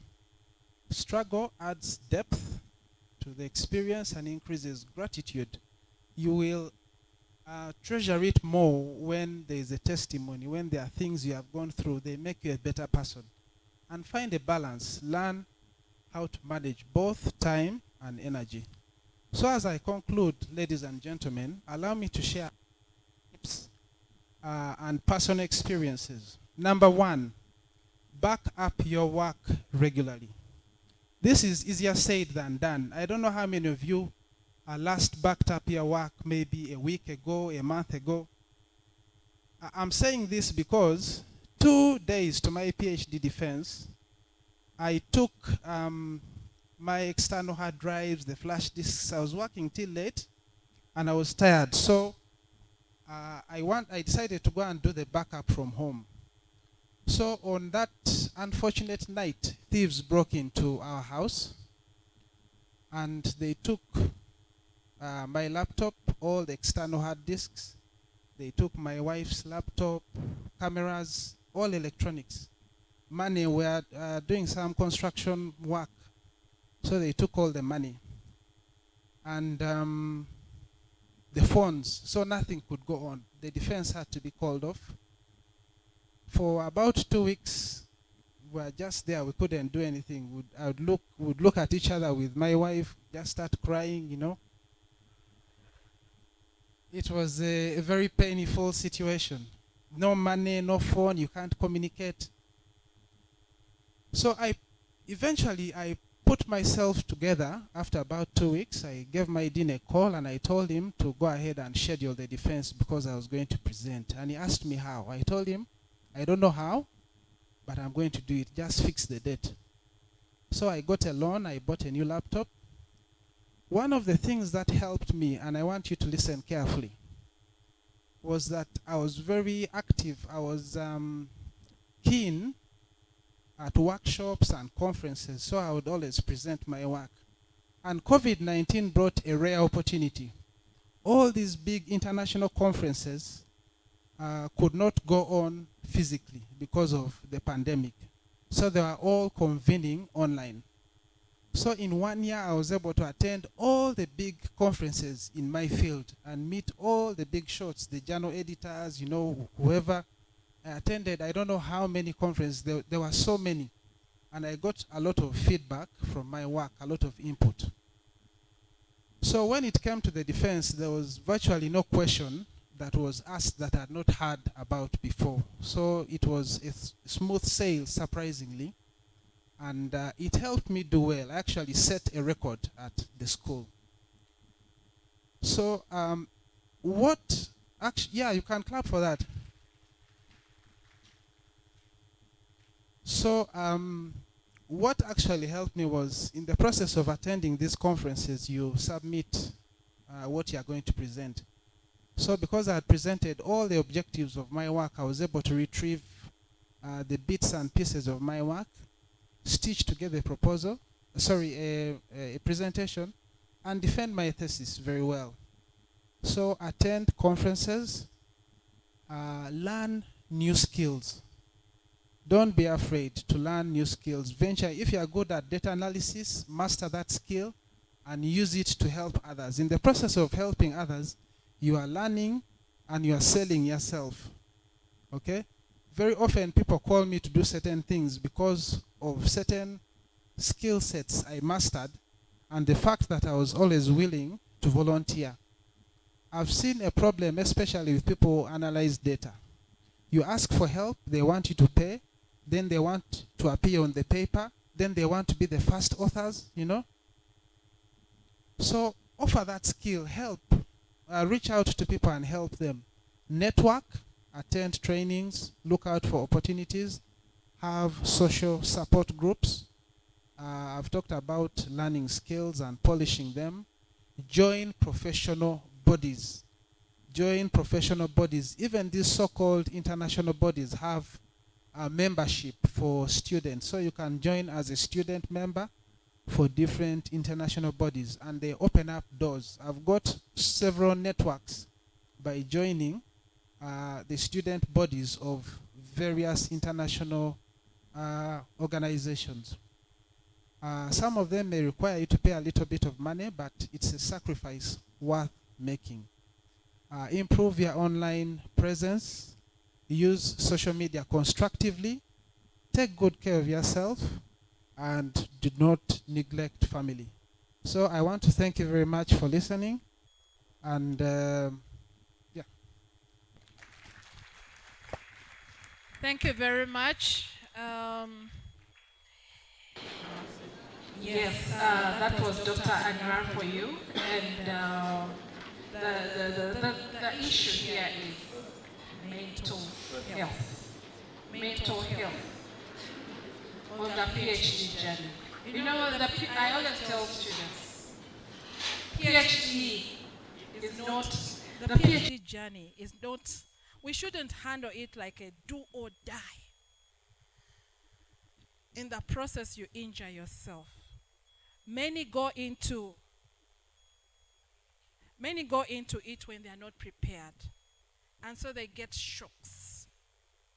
Shocks of this, shocks of that. They're telling you systematic literature review, and you're like, what is this? They're telling you this and that, and you're like, what is that?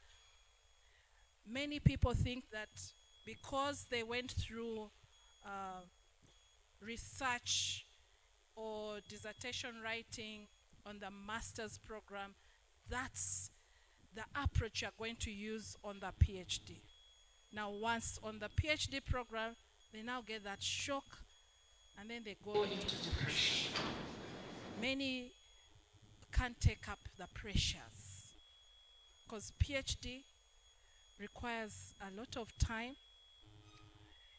It demands a lot of time and a lot of sacrifices.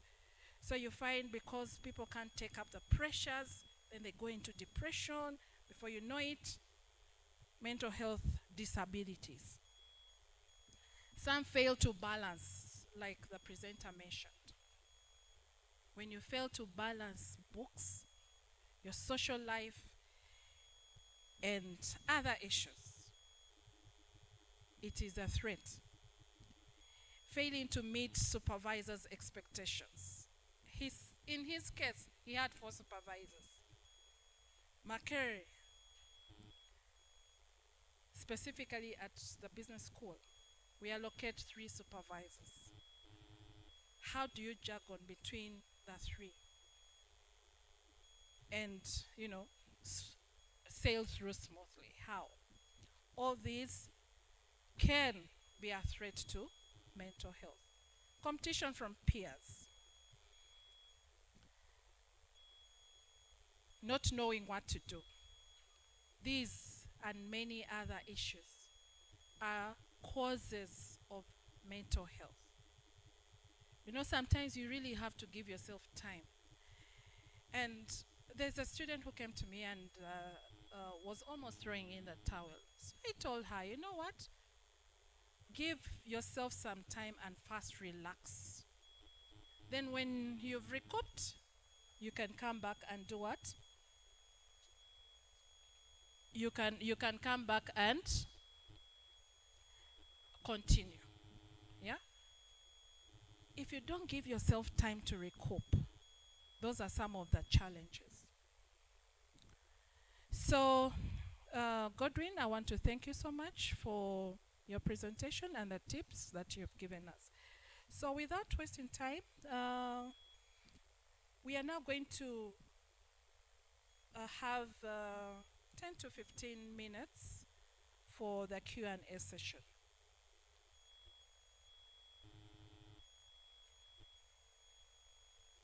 I would like us to start with the online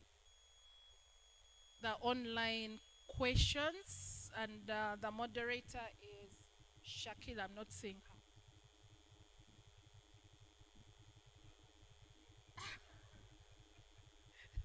She's not. Okay, she's online. And I saw her seated here. Okay. Shakila, can you read out for us the questions? Let us take 3 at a time. We take the first round, then we let the questions be brief, directed to the particular presenters, and then we'll take another round. After the online participants, then we'll come to those who are within the session. Over to you, Shakila. Thank you, Professor. This is Unia standing in for Shakira. Online, Wilson Namoza is asking, why can you triangulate 2 or more theories in a study? The second request is from Proskovia Nambiru, who appreciates Professor Chalu for the presentation. However, due to the interruption, she's requesting that the presentation is shared. Ashraf Mabanja, if my study title has 2 variables, in brackets IV and DV, does it mean that the theory, in case I'm using one, must address the problem variable? If my study title has 2 variables, IV and DV, does it mean that the theory, in case I'm using one, must address my problem variable? People appreciating Professor Chalu. How many theories do I need to use in my research study? Edson Osinje is asking. Can I continue reading the questions? Because you had said 3. Yeah, you can take another 3, okay. Okay. Cyprian Sevagala, thank you, Professor Henry, for the presentation. Can you please guide on how many theories are recommended for a PhD thesis? Ashraf Mabanja, what is the recommended minimum number of specific objectives a PhD study should have? For literature of PhD study, what should be the maximum number of years it should cover?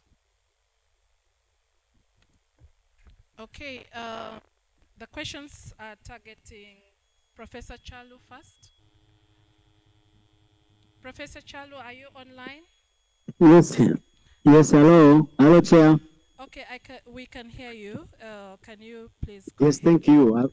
Yes, I've gone through a number of questions and I can see it, but most of them, first they want to, the question on multiple theories against single theory. Like I say, for example, the first question was negative and the positive of using more than one theory in a PhD.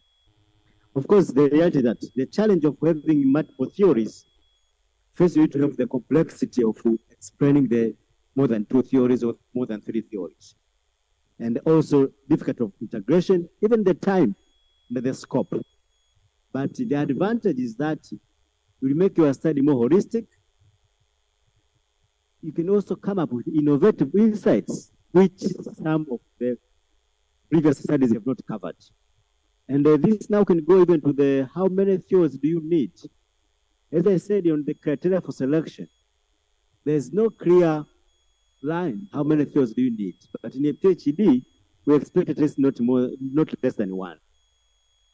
But most importantly, look on the criteria. For example, if you are having parent disciplines which are more than 1 in your study, you expect that this can produce theories.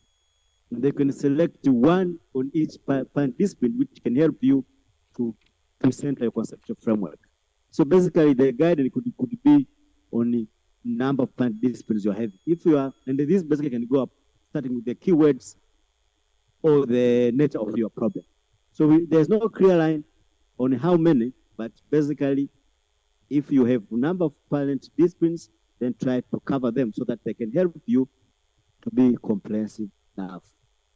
And there's a question that my studies title is the 2 variables, dependent and the dependent variable. Does it mean that the theory in case have to address the problem variable? I'm not so sure about this, but I think the question was, should it cover the research problem? Yes, theories have also to address the research problem. So I think you need that one. And there's one theory which I think, let me try to finalize this one, is about the relevance of the theories in qualitative studies. Now, if you are using the grounded theory approach, the assumption is that you are going there with nothing and you build up your theories. Now, the theory is important because, as we've said from what I've said there, show that your theoretical is not only from the background, it can be even from the discussion and your contribution. So when you talk about integrating the theories, it doesn't mean that only in the conceptual framework. So even the theory you are producing is going to be the theory. So that will be part of the theoretical integration. However, there are different arguments on that perspective that you as a researcher, can you just go there blue without any idea how you conceptualize your thing? So this is a criticism or limitation of the grounded theory. So you need to think about this when you are doing the grounded theory. So, Madam Chair, those are just in nutshell because of the time. I don't know to speak them. Okay. Thank you. Thank you, Professor Chalu. The question on multiple theories versus single theory for our study will always keep on arising. Always, always. But my take on this is that the theories you select depends on what you want to explain. Because theories help us to explain a given phenomenon. The theories help to provide explanations. So it's not a matter of, I must have 10 theories, I must have this because the other one has this number, I can't use one. What do you want to explain at the end of the day? Should be the guiding question. So that is just in addition to what Professor Chalu has shared. I would like to now pass the mic to Professor Namada. I think you had questions. Godwin, did you have? Thank you very much, Prof. Orobia. The question on specific objectives in a PhD thesis. My answer is simple. I don't know. And why don't I know? I don't know because, one, studies are different and unique in different circumstances. And you can never look at your neighbor in the next university and try to align yours to theirs. Why? Because you could be studying direct relationships while the other one is studying indirect relationships. You have heard about direct relationships, you have heard about moderating, mediating, intervening. All those are uniqueness. In the PhD, that we are looking at to churn out from Africa, we are looking at a situation where those PhDs are as unique as the context within which Africa presents. So you should look at what is it you are studying, whether your relationships are direct, indirect, and also there are different schools of thought. Some universities have guidelines on the number. Like where I was, University of Nairobi, we had strictly 5. Where I'm teaching right now, USIU, we are quite flexi between 4 and 6. So there are multiplicity of approaches to you defining and choosing out the exact number. Do not look at the neighbor. Look at what your study demands. Thank you. Thank you very much. Can we, Unia? Let's take 3 more questions, then we come to the room. Someone online has raised their hand, Professor Ngoma. Okay. Yes, Professor Ngoma.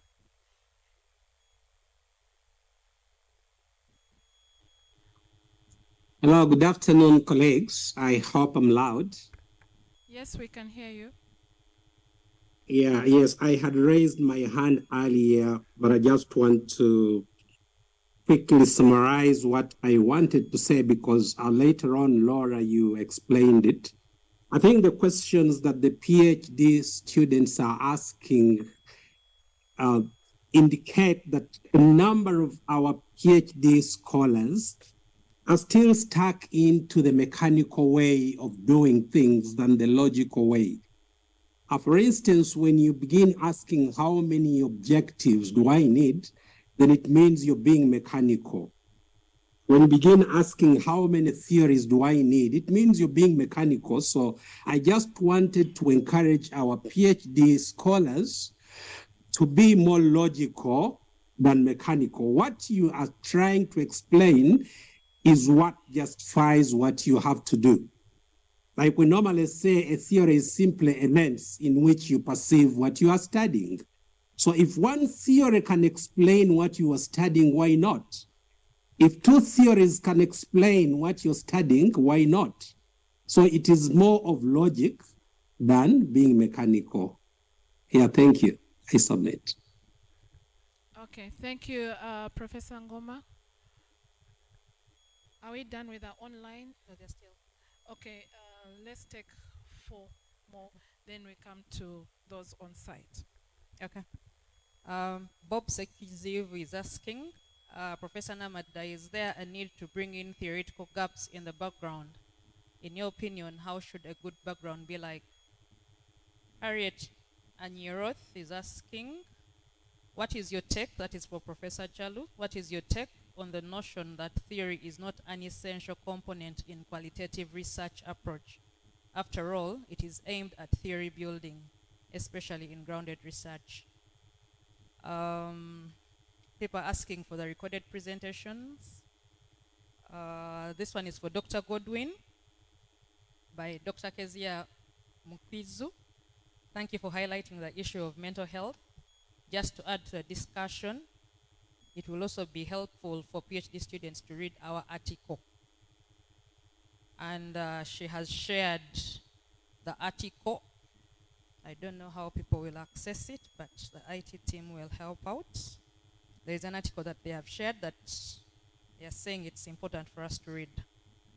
Professor Juliana, help us understand how to integrate philosophy and theories in background. Dr. Anywa, sorry. What are the indicators that you are getting a mental health issue?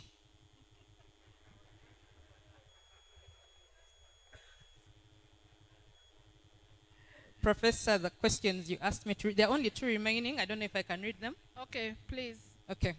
Then how do you conduct a theory-driven qualitative study? And how do you develop a conceptual framework in a qualitative study? Is it necessary? And then lastly, Dr. Godwin, from your experience, how did you manage the issue of satisfying the needs of all the three supervisors, especially when they disagree on some issues? Thank you. Thank you so much. I'll not go in a specific order. However, thank you for raising all those questions. I know there are very many more that are coming through, but you realize that we're running out of time. So I'm going to give the presenters 2 minutes each. Then we come to the round of questions from the participants in the house. I'll start on my left. Okay, thank you very much for the questions. I'll start with the last one of managing the supervisors. There are power dynamics at play here, and very often there is a supervisor who's the most senior. So you have to, one of the best ways of avoiding or resolving conflict is making sure that all the supervisors are in the loop when you're communicating something, so that if there is dissent, it is seen across, or if there is agreement, it is seen by everyone. Then sometimes you have to go behind the scenes and try and talk to some of them individually. Some may not be forthcoming. There is a book I want to recommend. It's on my in the biography on how to managing mental health during your PhD journey. It's a survival guide. So there is really no one way of going about it, but it's basically about managing personalities and reading the mood. You have to be, able to understand how the different people operate and play the game. You play along. It's like a game of chess. Then on how you know when you're developing a mental issue, there is really no single defining moment unless it is one that is very extreme, like bipolar. People who suffer bipolar often swing between very extreme depression and then very extreme happiness. Maybe in such a case you may be able to tell. But there are telltale signs, there are pointers. If you are not sleeping well, for example, if the eating patterns are not normal, if you are always stressed, if you are always anxious, there are some other conditions I didn't talk about, like post-traumatic stress disorder, where you keep getting flashbacks of certain things that cause you to freeze. You're unable to do work, So there are a number of things in different directions that could be pointers. So it is good to be open about them, to seek help, to talk to people, and try and manage the stress. You should not let the stress manage you. You are in charge. Thank you. Thank you, Godwin. I'll now pass the mic to Professor Namad. Thank you, Prof. Laura. An inquiry of how to present the theoretical gaps within the background. Just maybe to reiterate what I had talked about earlier, remember that the background is a foundation. The background is a carpet you are laying for someone to get into your house.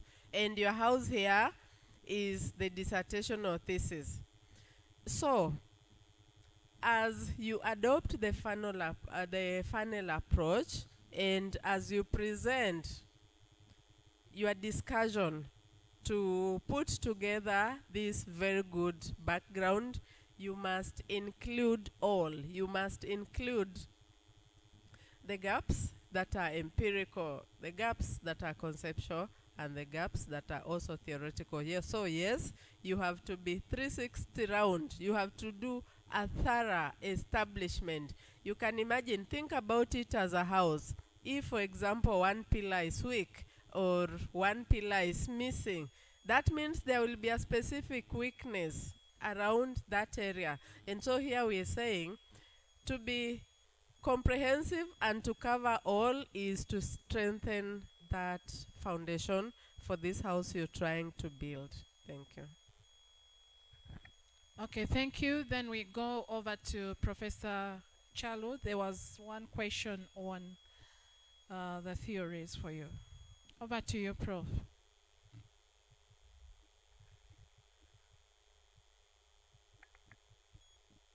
Study, is it? Hello? Yes, please, we can hear you. Yeah, I can say that when it comes to this study, particularly on the qualitative aspect, you can have basically the two categories, what we call a theory-driven one and a theory-guided one. Now, a theory-driven one is more of a traditional approach where basically you use a deductive perspective. Exactly what we are used to, you have the conceptual, you tested the data and then you come to conclusion. While the theory-guided tend to be more on inductive reasoning. So that could be one way which can help you to conduct the study. But how do you develop a conceptual framework in a qualitative study? Is it necessary? In most cases, particularly when you are doing a PhD, it's very important if you have the conceptual framework. If you're an experienced researcher, then that will not be a big deal. But for you, it will help you to guide even when what you are doing, even to shape your work. So you can have a preliminary conceptual framework, and then once you come up with the findings, you can come up with a modified or revised framework. So basically, the preliminary one can be confirmed, or can be added, or some of items can be removed. So I'll suggest for the PhD, at least you have the preliminary conceptual framework, so that it can help to guide you as you go along. But once you finish and then you become now a researcher, that may not be necessary because you can be able to go around. Thank you. I think there was Thank you, Madam Chair. All right, thank you so much. Let us now go to the questions here on site. By show of hands, then we'll start from the lady this side put her hand up, so we'll start from that side. That is my what? My right? Going like that, then we'll end. So your name, where you're coming from, and the question.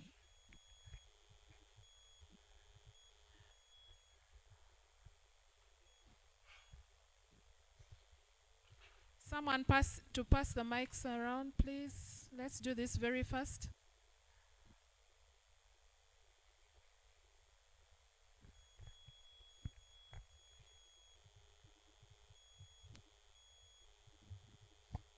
Sandy, please arrest the situation. Thank you, Professor. I want to start with a vote of thanks to Professor Juliana and all the presenters, including Dr. Godwin and Professor Chalu.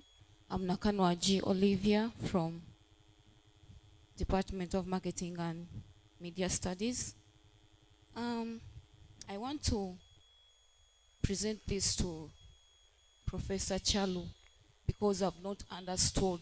I thought he was going to answer me in what he has been answering, but I didn't find the answer to what I was asking for. I've seen various studies of various researches where there is no use of theories. So can I do a PhD without including theories? That's my number one.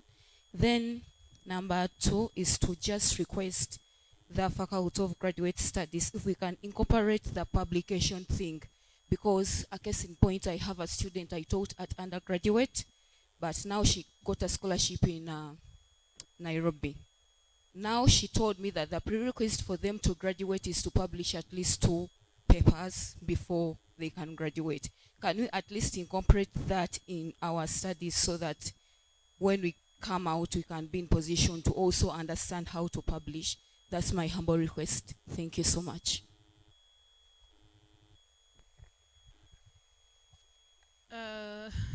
Thank you. So Olivia has a question for Professor Chalu. We'll take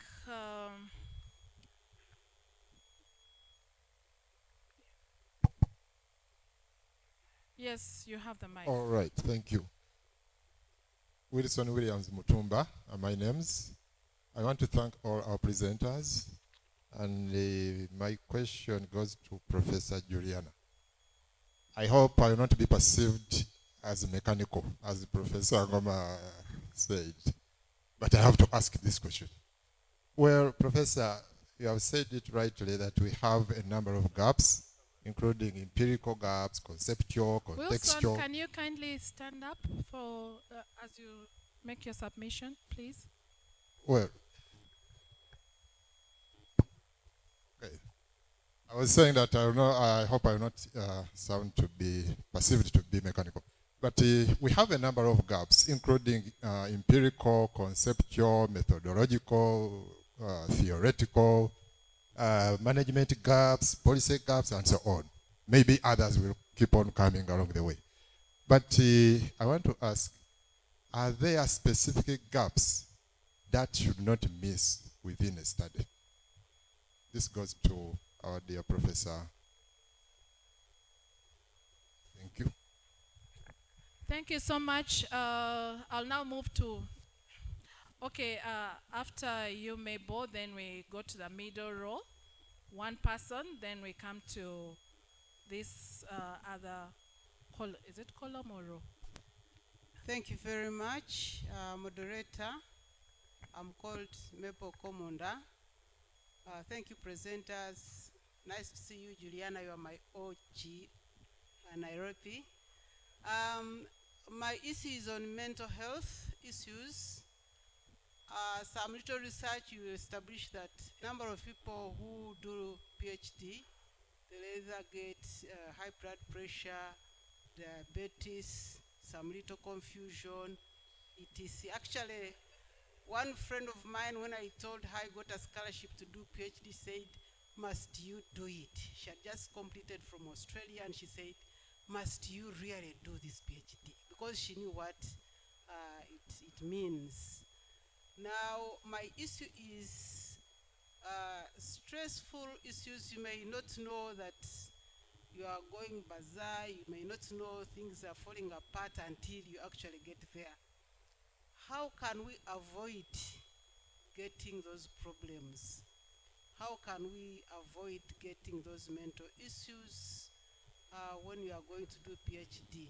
Thank you. Thank you, Mabel.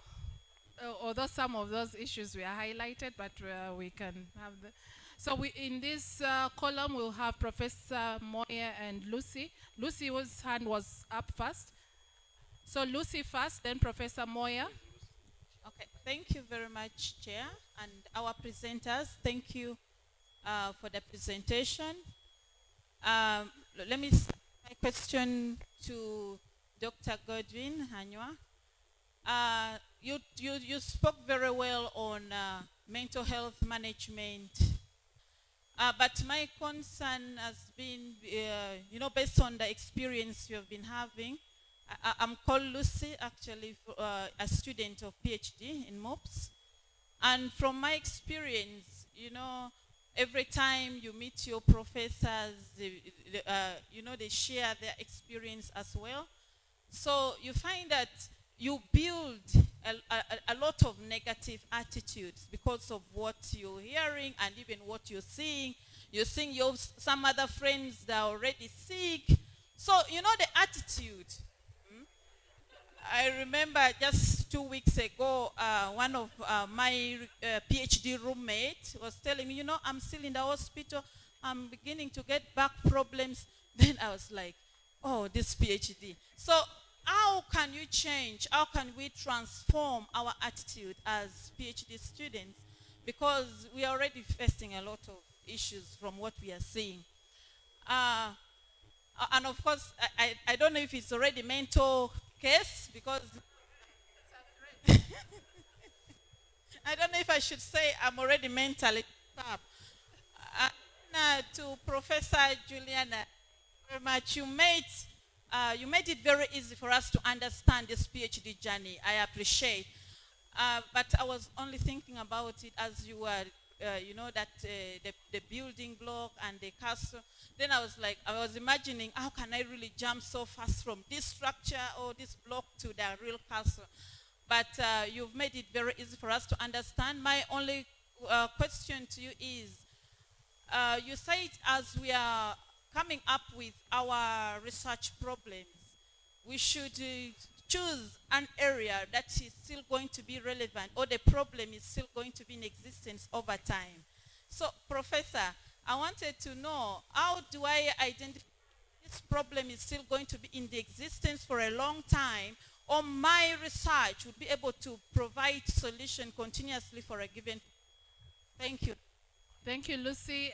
Professor Moya, then Bernard Onyinyi, and we close the Q&A, the questions coming. Thank you very much, Chair. To Professor Juliana Namada, I did hear about the other sections in the background that can help our PhD students. I didn't hear about the contextual, the conceptual, and the theoretical. And what should be the order? Should they end with the historical? Should they start with the contextual? What is the order so that they can follow? Then Dr. Anywa, it's good you shared your experience. PhD, those of you who are on the PhD journey, the best way to avoid some of those issues of Dr. Anywa is a PhD is not like money that you keep it in your pocket and don't want to show it or to share it with a friend. Once you are on a PhD journey, share your work with even non-supervisors, even share with your spouse, even share with anybody you meet, because you will be relieving your stress to those people and they will be helping you. Yes. Some of you who are seated here, in your early ages of your PhD, you must have come across, you must have moved around, and I will not mention your names, but you know how you went through. Some of you were crying, and I would tell you, don't cry.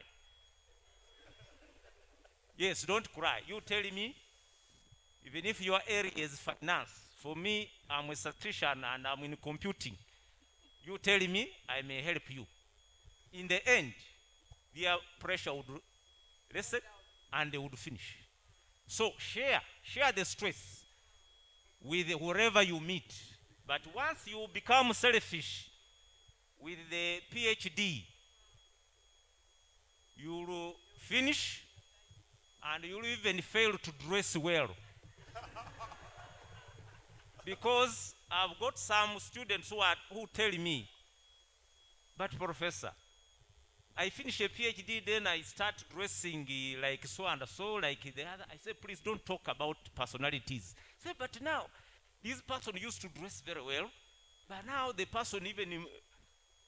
So, some of these people who seated here, when we dress, we scare them that after PhD, you become confused. Therefore, that one is okay. Now, another thing is, as PhD students who fear supervisors. If a supervisor is tough and he has given you some work, go and read, but pick those questions and take to Professor Moya. The questions which Professor Laura has given you, if they are hard, you toss them to Professor Moya, who will not know what Professor Laura has given you. If Professor Moya also fails, there is another one. If all those ones fail, go outside the loop. Even if you have 20 people you consult, why do you die with work when there are people, human beings around you? So that is what I wanted to say. However, for Professor, I don't know, Henry Chalu, I wish he was here physically, because on issues of having theories, not having a theory like she has said, it is because his presentation, I think, was not coming out clearly. But for PhD, if it is a grounded theory, you may not have a theory, but you should build it. You should come out with a theory at the end of it. So you can do a PhD without a theory, but at the end of it, you should have one.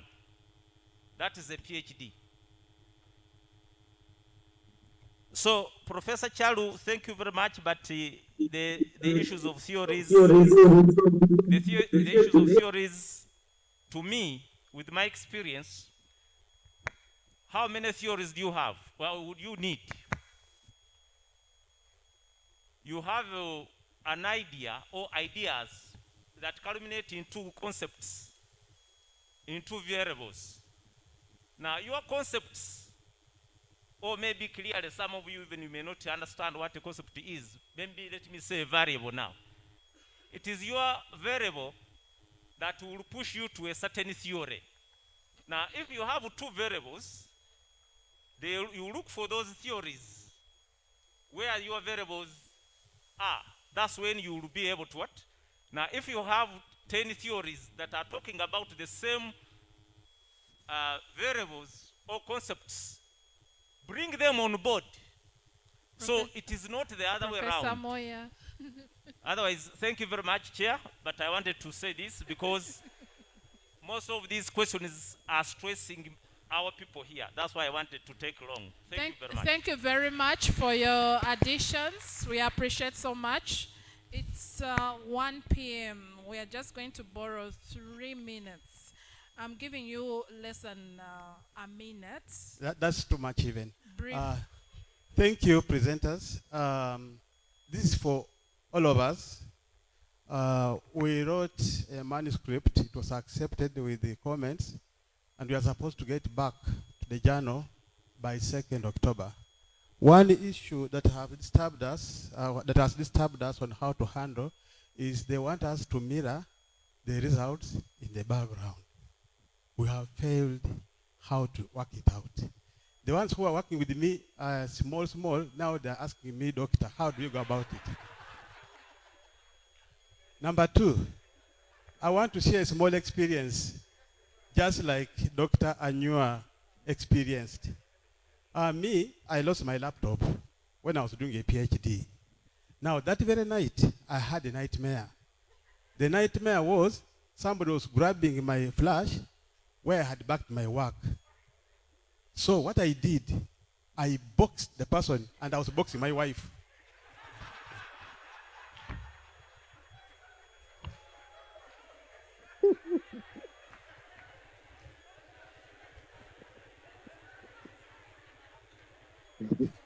For you, Dr. Nyua, you're very lucky. You cried together. She was crying, and you're also crying. Now, on my side, I had to go on my knees to say, Mommy, I'm very sorry. It was a dream. So people expect a lot, but just keep on going. I'm very lucky we are still together.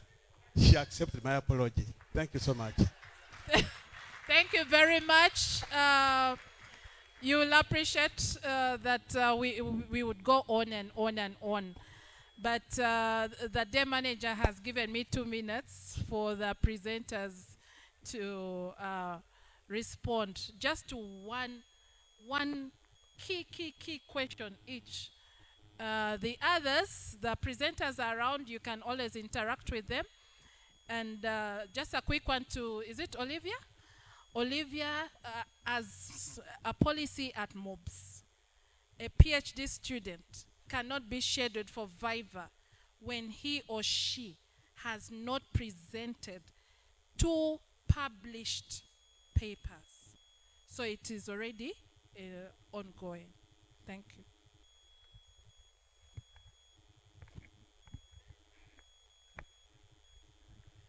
Thank you very much, Prof. I will respond to just one. There is this question about how do you tell a problem area that will last beyond, a problem area that will not become obsolete, a problem area that will not stop being. One, you need to focus on those problem areas that emerge from the environmental dynamics, community dynamics, because those ones will be there. But political statements, political generated policies, short-term aspects from a government, those ones sometimes become tricky because they go with governments. Thank you. Thank you. And then one last one from Dr. Anwar. Okay, thank you. I'll summarize the questions with this answer, that knowing the disease is half the cure. So we are very lucky we know this thing exists. So because we know it exists, we can prepare ourselves better, we can know when to seek help, and we can also look out for colleagues. If you notice the behavior of someone is not really okay, then you can reach out to them and help them out. Then quickly, I want to note that because of the pressure to publish, many people end up publishing in predatory journals. So at whatever cost, avoid predatory journals because they'll tarnish your reputation. And this training, the PhD training, is meant to make you become better, to develop a thick skin, a tough skin, so to say. So embrace the training. It will make you a better person. It will make you a resource to others in future. Thank you. Okay, thank you very much. Friends, we have now come to the end of the morning session. Thank you so much for being with us, for your contributions. We would like to go on and on and on, but in respect of the time that was allocated, well, I would encourage that let us continue the conversation even outside the room. We are here to help hold your hands on this journey. Like I said earlier, a PhD journey is not a do or die.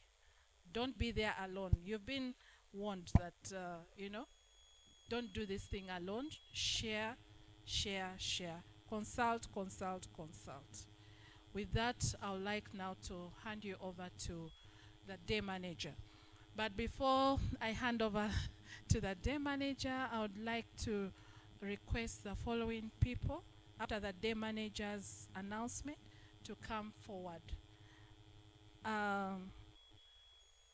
Dr. Rachel Mindra, Professor Bajire, Dr. Semu, Professor Soni,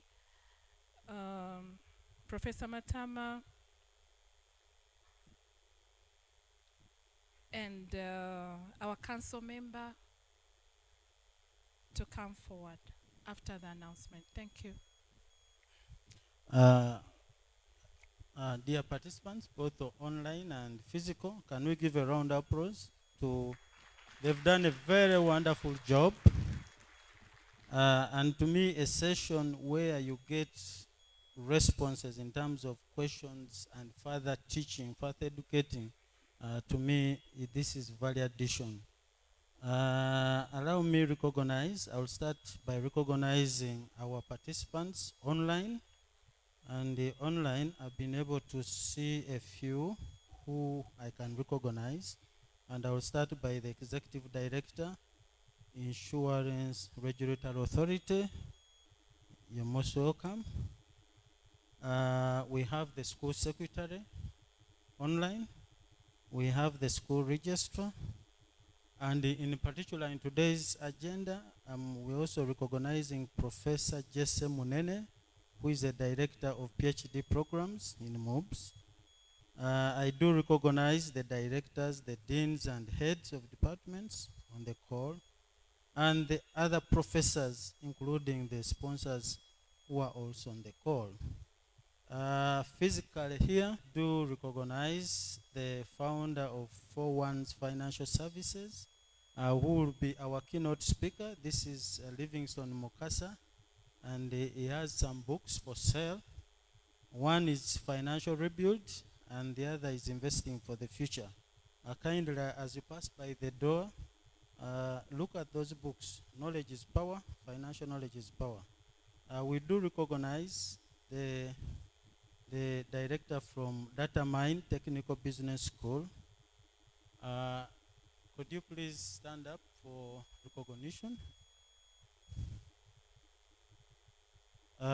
We recognize the team from Mount Kenya University. May you rise up? We do recognize the dean from Mount of Moon University, which is one of the public universities.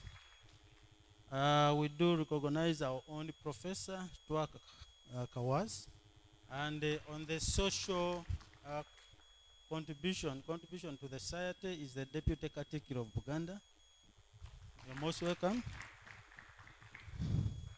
We recognize the team from UPA. Could you please stand up for recognition?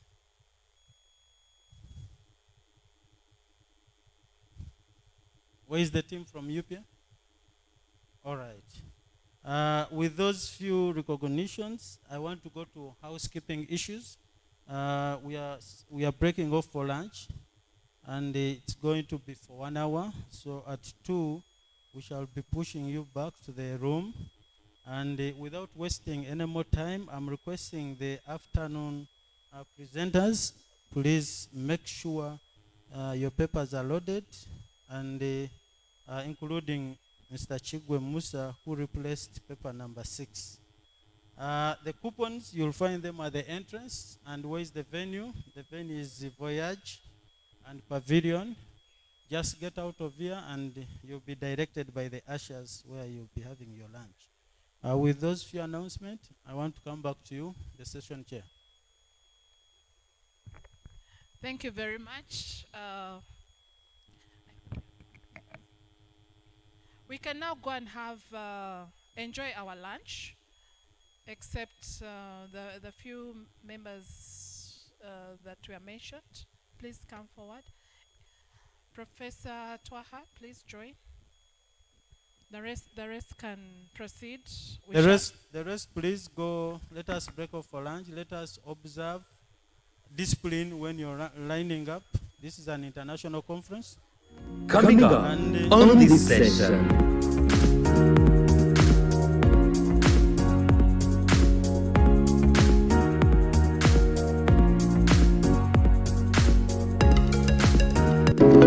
Is lack of electricity a challenge to your internet infrastructure setups? Do you always need cables to deploy your internet infrastructure? But did you know that our gadgets and the internet infrastructure contribute 3.7% of global greenhouse emissions? Okay, no electricity, no problem. No cables, no problem. Introducing the revolutionary solar-powered internet routers to deliver Wi-Fi anywhere. With 10 days battery life, supporting up to 500 concurrent connected users, a Wi-Fi range of over 300 meters, requiring only 10 minutes of installation time. That's not all. These routers are Introducing a new era in outdoor advertising. Vision Outdoor is here to take your business to new heights with captivating digital outdoor advertising. Are you promoting a new product, service, or event? Advertise in an exciting and captivating new way with our digital billboards. Vision Outdoor billboards are made with cutting-edge technology and are strategically located in high-traffic areas to help you reach large audiences and meet your business targets. Advertise with Vision Outdoor and put your brand in the spotlight. Contact us on 0800 166 789. Vision Outdoor. Let the world see you. Introducing a new era in outdoor advertising. Vision Outdoor is here to take your business to new heights with captivating digital outdoor advertising. Are you promoting a new product, service, or event? Advertise in an exciting and captivating new way with our digital billboards. Vision Outdoor billboards are made with cutting-edge technology and are strategically located in high-traffic areas to help you reach large audiences and meet your business targets. Advertise with Vision Outdoor and put your brand in the spotlight. Contact us on 0800 166 789. Vision Outdoor. Let the world see you.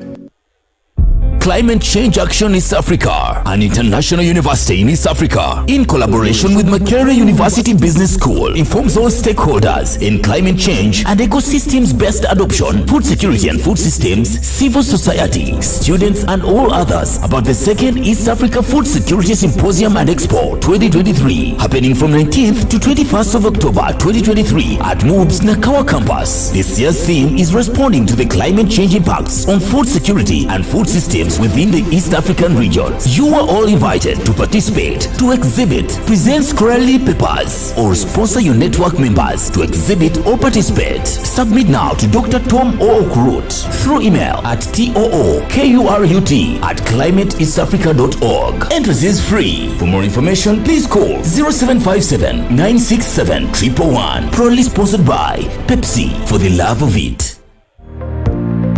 Makerere University Business School announces the 27th Annual International Management Conference. The blended conference will be held between the 25th and the 27th of September 2023 at Silver Springs Hotel Bogolobi in Kampala. This will be held under the theme, Leveraging Governance, Human Capital and Technology for Sustainability. The conference will commence with a PhD symposium on day 1, the academic conference will take place on day 2, where the business forum will take place on day 3. The chief guest of the conference is Ms. Danielle Nyirandutie, and some of the key speakers will include Mr. Ramadhan Gobi, Ms. Goreti Masade, Ms. Sylvia Mlinge. This is proudly sponsored by the Uganda Institute of Banking and Financial Services, RENU, Vision Group, and the Uganda Tourism Board. As we gather here, we gather with people we don't know. So please, as you're moving away, move with Makerere University Business School announces the 27th Annual International Management Conference. The blended conference will be held between the 25th and the 27th of September 2023 at Silver Springs Hotel Bogolobi in Kampala. This will be held under the theme, Leveraging Governance, Human Capital and Technology for Sustainability. The conference will commence with a PhD symposium on day 1, the academic conference will take place on day 2, where the business forum will take place on day 3. The chief guest of the conference is Ms. Danielle Nyirandutie, and some of the key speakers will include Mr. Ramadhan Gobi, Ms. Sylvia Mlinge, Professor Augustus Nwagaba, Mr. Japhet Kato, Mr. Patrick Oketa, Professor Womaru Kakumba, and Ms. Alison Katusime. The conference is proudly sponsored by the Uganda Institute of Banking and Financial Services, RENU, Vision Group, and the Uganda Tourism Board.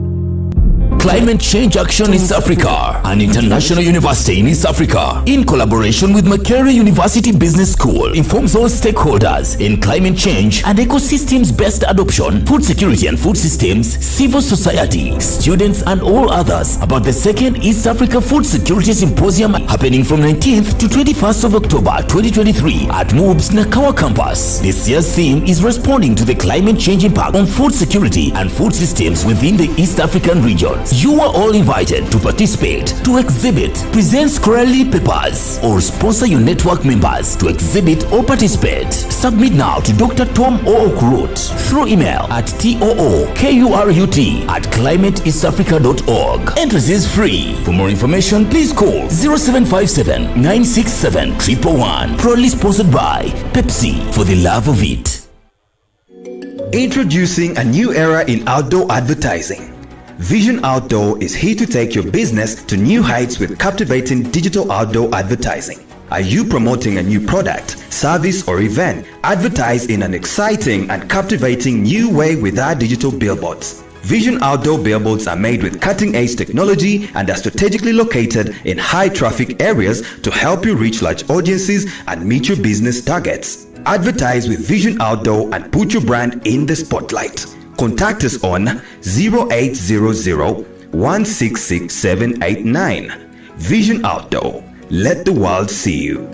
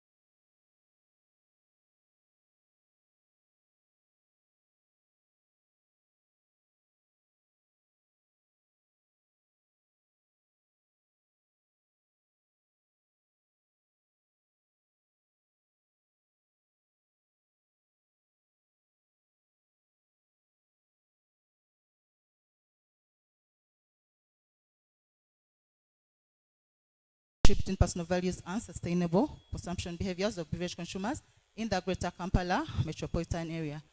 From the study objectives, I was able to derive the following hypothesis. I'm not going to go through all of them, but they align with the study objectives, as you can see. Then moving on to the conceptual framework, and this shows it's like a schematic illustration. It shows personal values as independent variables and leading to sustainable consumption behaviors, which was hypothesis 1. Then the relationship between personal values and norms. Then also the relationship between norms and sustainable consumption behaviors. Then norms mediating the relationship between personal values and sustainable consumption behaviors. So when you look at this diagram, closely, we are testing for direct relationships, but we're also testing for indirect relationships between personal values and sustainable consumption behaviors using both personal and social norms as mediators. This study was based off the value belief norm theory, which was developed by Stan in 1999. And this theory basically postulates that people's values, beliefs, and norms can actually lead to several sustainable consumption behaviors, or even several behaviors in general. Just that for this study, it was mostly about sustainable consumption behaviors. So that basically means that this theory explains the relationship between personal values and the behaviors, the relationship between norms and the behaviors, and also the relationship between norms as a mediator. However, when you look critically at the value belief norm theory, it does not explain the mediating relationship of social norms. It mostly focuses on personal norms. So in this study, the theory was extended using social norms as mediators. Moving on to the methodology, the study followed the correlation design. This is where the researcher had to test relationships between study variables. The time frame was cross-sectional, meaning data was collected at a single point in time. The approach was quantitative, and this was based on quantifying the data collection and analysis. Units of analysis were beverage consumers, specifically plastic bottled beverages. However, units of inquiry were household heads. Reason why we used our household heads as our units of inquiry is because, according to UBOS 2018 and 2020, households are some of the biggest consumers of plastic bottle waste in Uganda. And on top of that, households are some of the biggest generators. Sorry, they are biggest consumers of plastic bottled beverages, but they're also some of the biggest generators of plastic bottle waste in Uganda. Then types of primary data was collected from the household respondents, and the study area was Greater Kampala metropolitan area. Our population was 31,425 beverage consumers from the Greater Kampala metropolitan area. However, the sample size was 400 respondents, and this was gotten using the Yamani sampling formula. The technique that was used to sample was the multi-stage random sampling technique, and this enabled me to sample clusters from the district up to the village level. Then from there, I used the proportional to size random sampling to identify the final respondents. The survey method was used, and a closed questionnaire with closed-ended questions was also used to collect the data. Then to analyze the data, I used the SPSS AMOS extension, specifically structural equation modeling. I'm not going to go through all the results of this data quality test because of time, but I'm just going to mention what I did. I had to make sure that the data set was complete, so I did a missing value analysis. And I also tested whether the data was free from outliers. Visually, I used the box plots. Statistically, I used the standardized values. Tested for data normality using the Kolmogorov, Smirnov, and the Shapiro-Wilk test. Both of them turned out non-significant at p-values being greater than 0.05. Then tested for homogeneity of variances using Levin statistic, again, which was non-significant at p-values being greater than 0.05. For reliability, I tested for reliability using composite reliability, but also Cronbach's alpha. Values were greater than 0.7. For validity, I tested for construct, convergent, and discriminant validity. I also tested for multicollinearity. Sample adequacy was also checked to ensure that the data was good enough to conduct factor analysis with. Then I also did exploratory factor analysis using a varimax rotation, and then confirmed the proposed model against the observed data. So the results from the hypothesis testing, following the hypothesis, first we tested for the direct relationship between personal values and sustainable consumption behaviors, and we found that this relationship was actually supported. So this basically means that people who have things which they see as valuable, it will make them behave in ways that lead to the protection of those items. In this context, the things that we measured were actually altruistic values, meaning having concern for the welfare of other people, and also biospheric values, meaning having welfare for the having concern for the welfare of the environment. Overall, personal values and sustainable consumption behaviors were supported, the relationship was supported.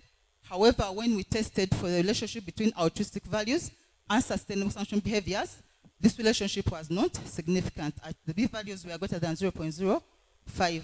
And again, this negative relationship was supported by some literature, as cited there. For the biospheric values and sustainable consumption behaviors, the relationship was supported. It was positive and statistically significant, and that result also rhymed with, it was consistent with those scholars in literature. The relationship between personal values and norms was also supported, and this relationship was supported at both the global and the construct levels, as you can see there. Relationship between norms and sustainable consumption behaviors. Globally, that relationship was supported, again in line with some literature, the one which is cited down. Then when we went down to testing for the relationship between personal values and sustainable consumption behaviors as a under norms, again this was supported in literature.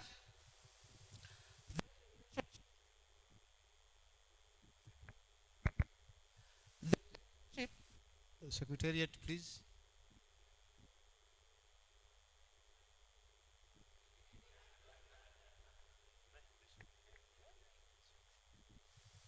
Don't worry, I've stopped the clock. So basically, all those relationships were supported, and when we went back to literature to discuss the results, we found that they were supporting literature. Then we went on to test the indirect relationship using norms as mediators. Norms mediated the relationship between personal values and sustainable consumption behaviors.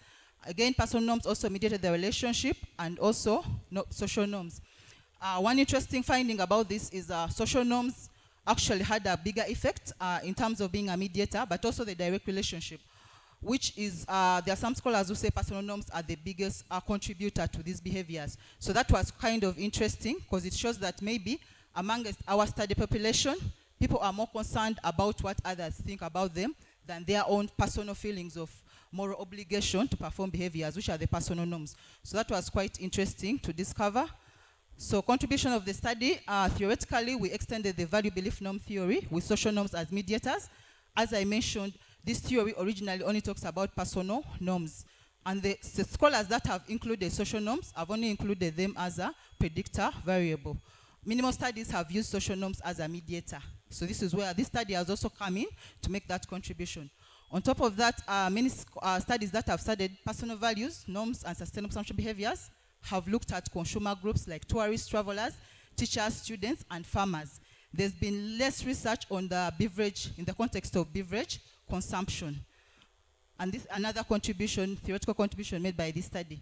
Then when it comes to policy, using the study findings, because social norms were found to have a much bigger impact than personal norms, the impact on policy would be that government should conduct community-based awareness programs, especially about how our consumption behaviors can destroy the environment. In other words, they should incite what we call a social norm among the bigger population.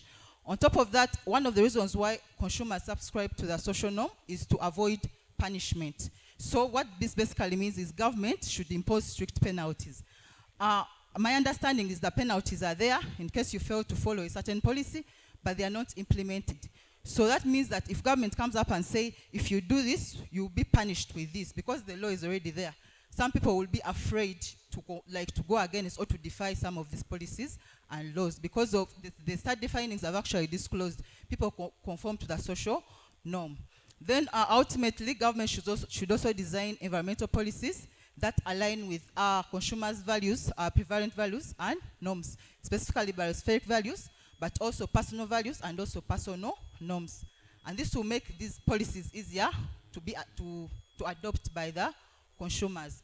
Then we also have impact on practice. Beverage companies, these are the ones who actually manufacture the plastic bottled beverages. In most cases, they actually, we've seen adverts trying to advise consumers on how to sustainably consume the plastic bottle beverages. But most of the focus really is not on the sustainability aspect. Most of them are just trying to advertise that maybe we have a new product, we have this, we have that. They don't really emphasize that as you're consuming this product, once you are done, please recycle. Please recycle, please properly dispose, please reuse. They do not do that in practice, and we all know this. Then on top of that, again, when we look at our plastic bottles, we all have beverages. We've seen some messages on those bottles. We see logos, we see some information, but in actual sense, yes, thank you very much. Like I mentioned at the beginning, this is it's a manuscript. It's not the whole PhD. So, thank you. Excellent. A round of applause to Hanifa. Yeah. Get a pen and paper. Sit there. Don't run away. Okay. You know, standing there alone is an achievement, okay? So, Hanifa, congratulations. Now, we have 10 minutes for Q&A for Hanifa. If I give you an opportunity, don't go around the circles. Go to the point. And one point, very critical point, so that I will get so many points for so many issues for Hanifa. Who wants to go first? Who wants to go first? Yes. Secretariat, I have one hand there. Another hand from here. That's the second hand. I want the third one, and that's it. From this side, one hand. Or online. Who is seeing people online? You are seeing the online? There is the one. Okay, I'll get one online. 1, 2, 3. Thank you so much, Chair. And thank you, Hanifa, for the presentation. I have one question. There are two questions. The first one is... please stand up so that the camera can see you. Could be as short as me. Thank you so much, Chair, and thank you, Hanifa, for your presentation. My name is Dennis Nwagaba, and my question, what do you recycling at consumer level?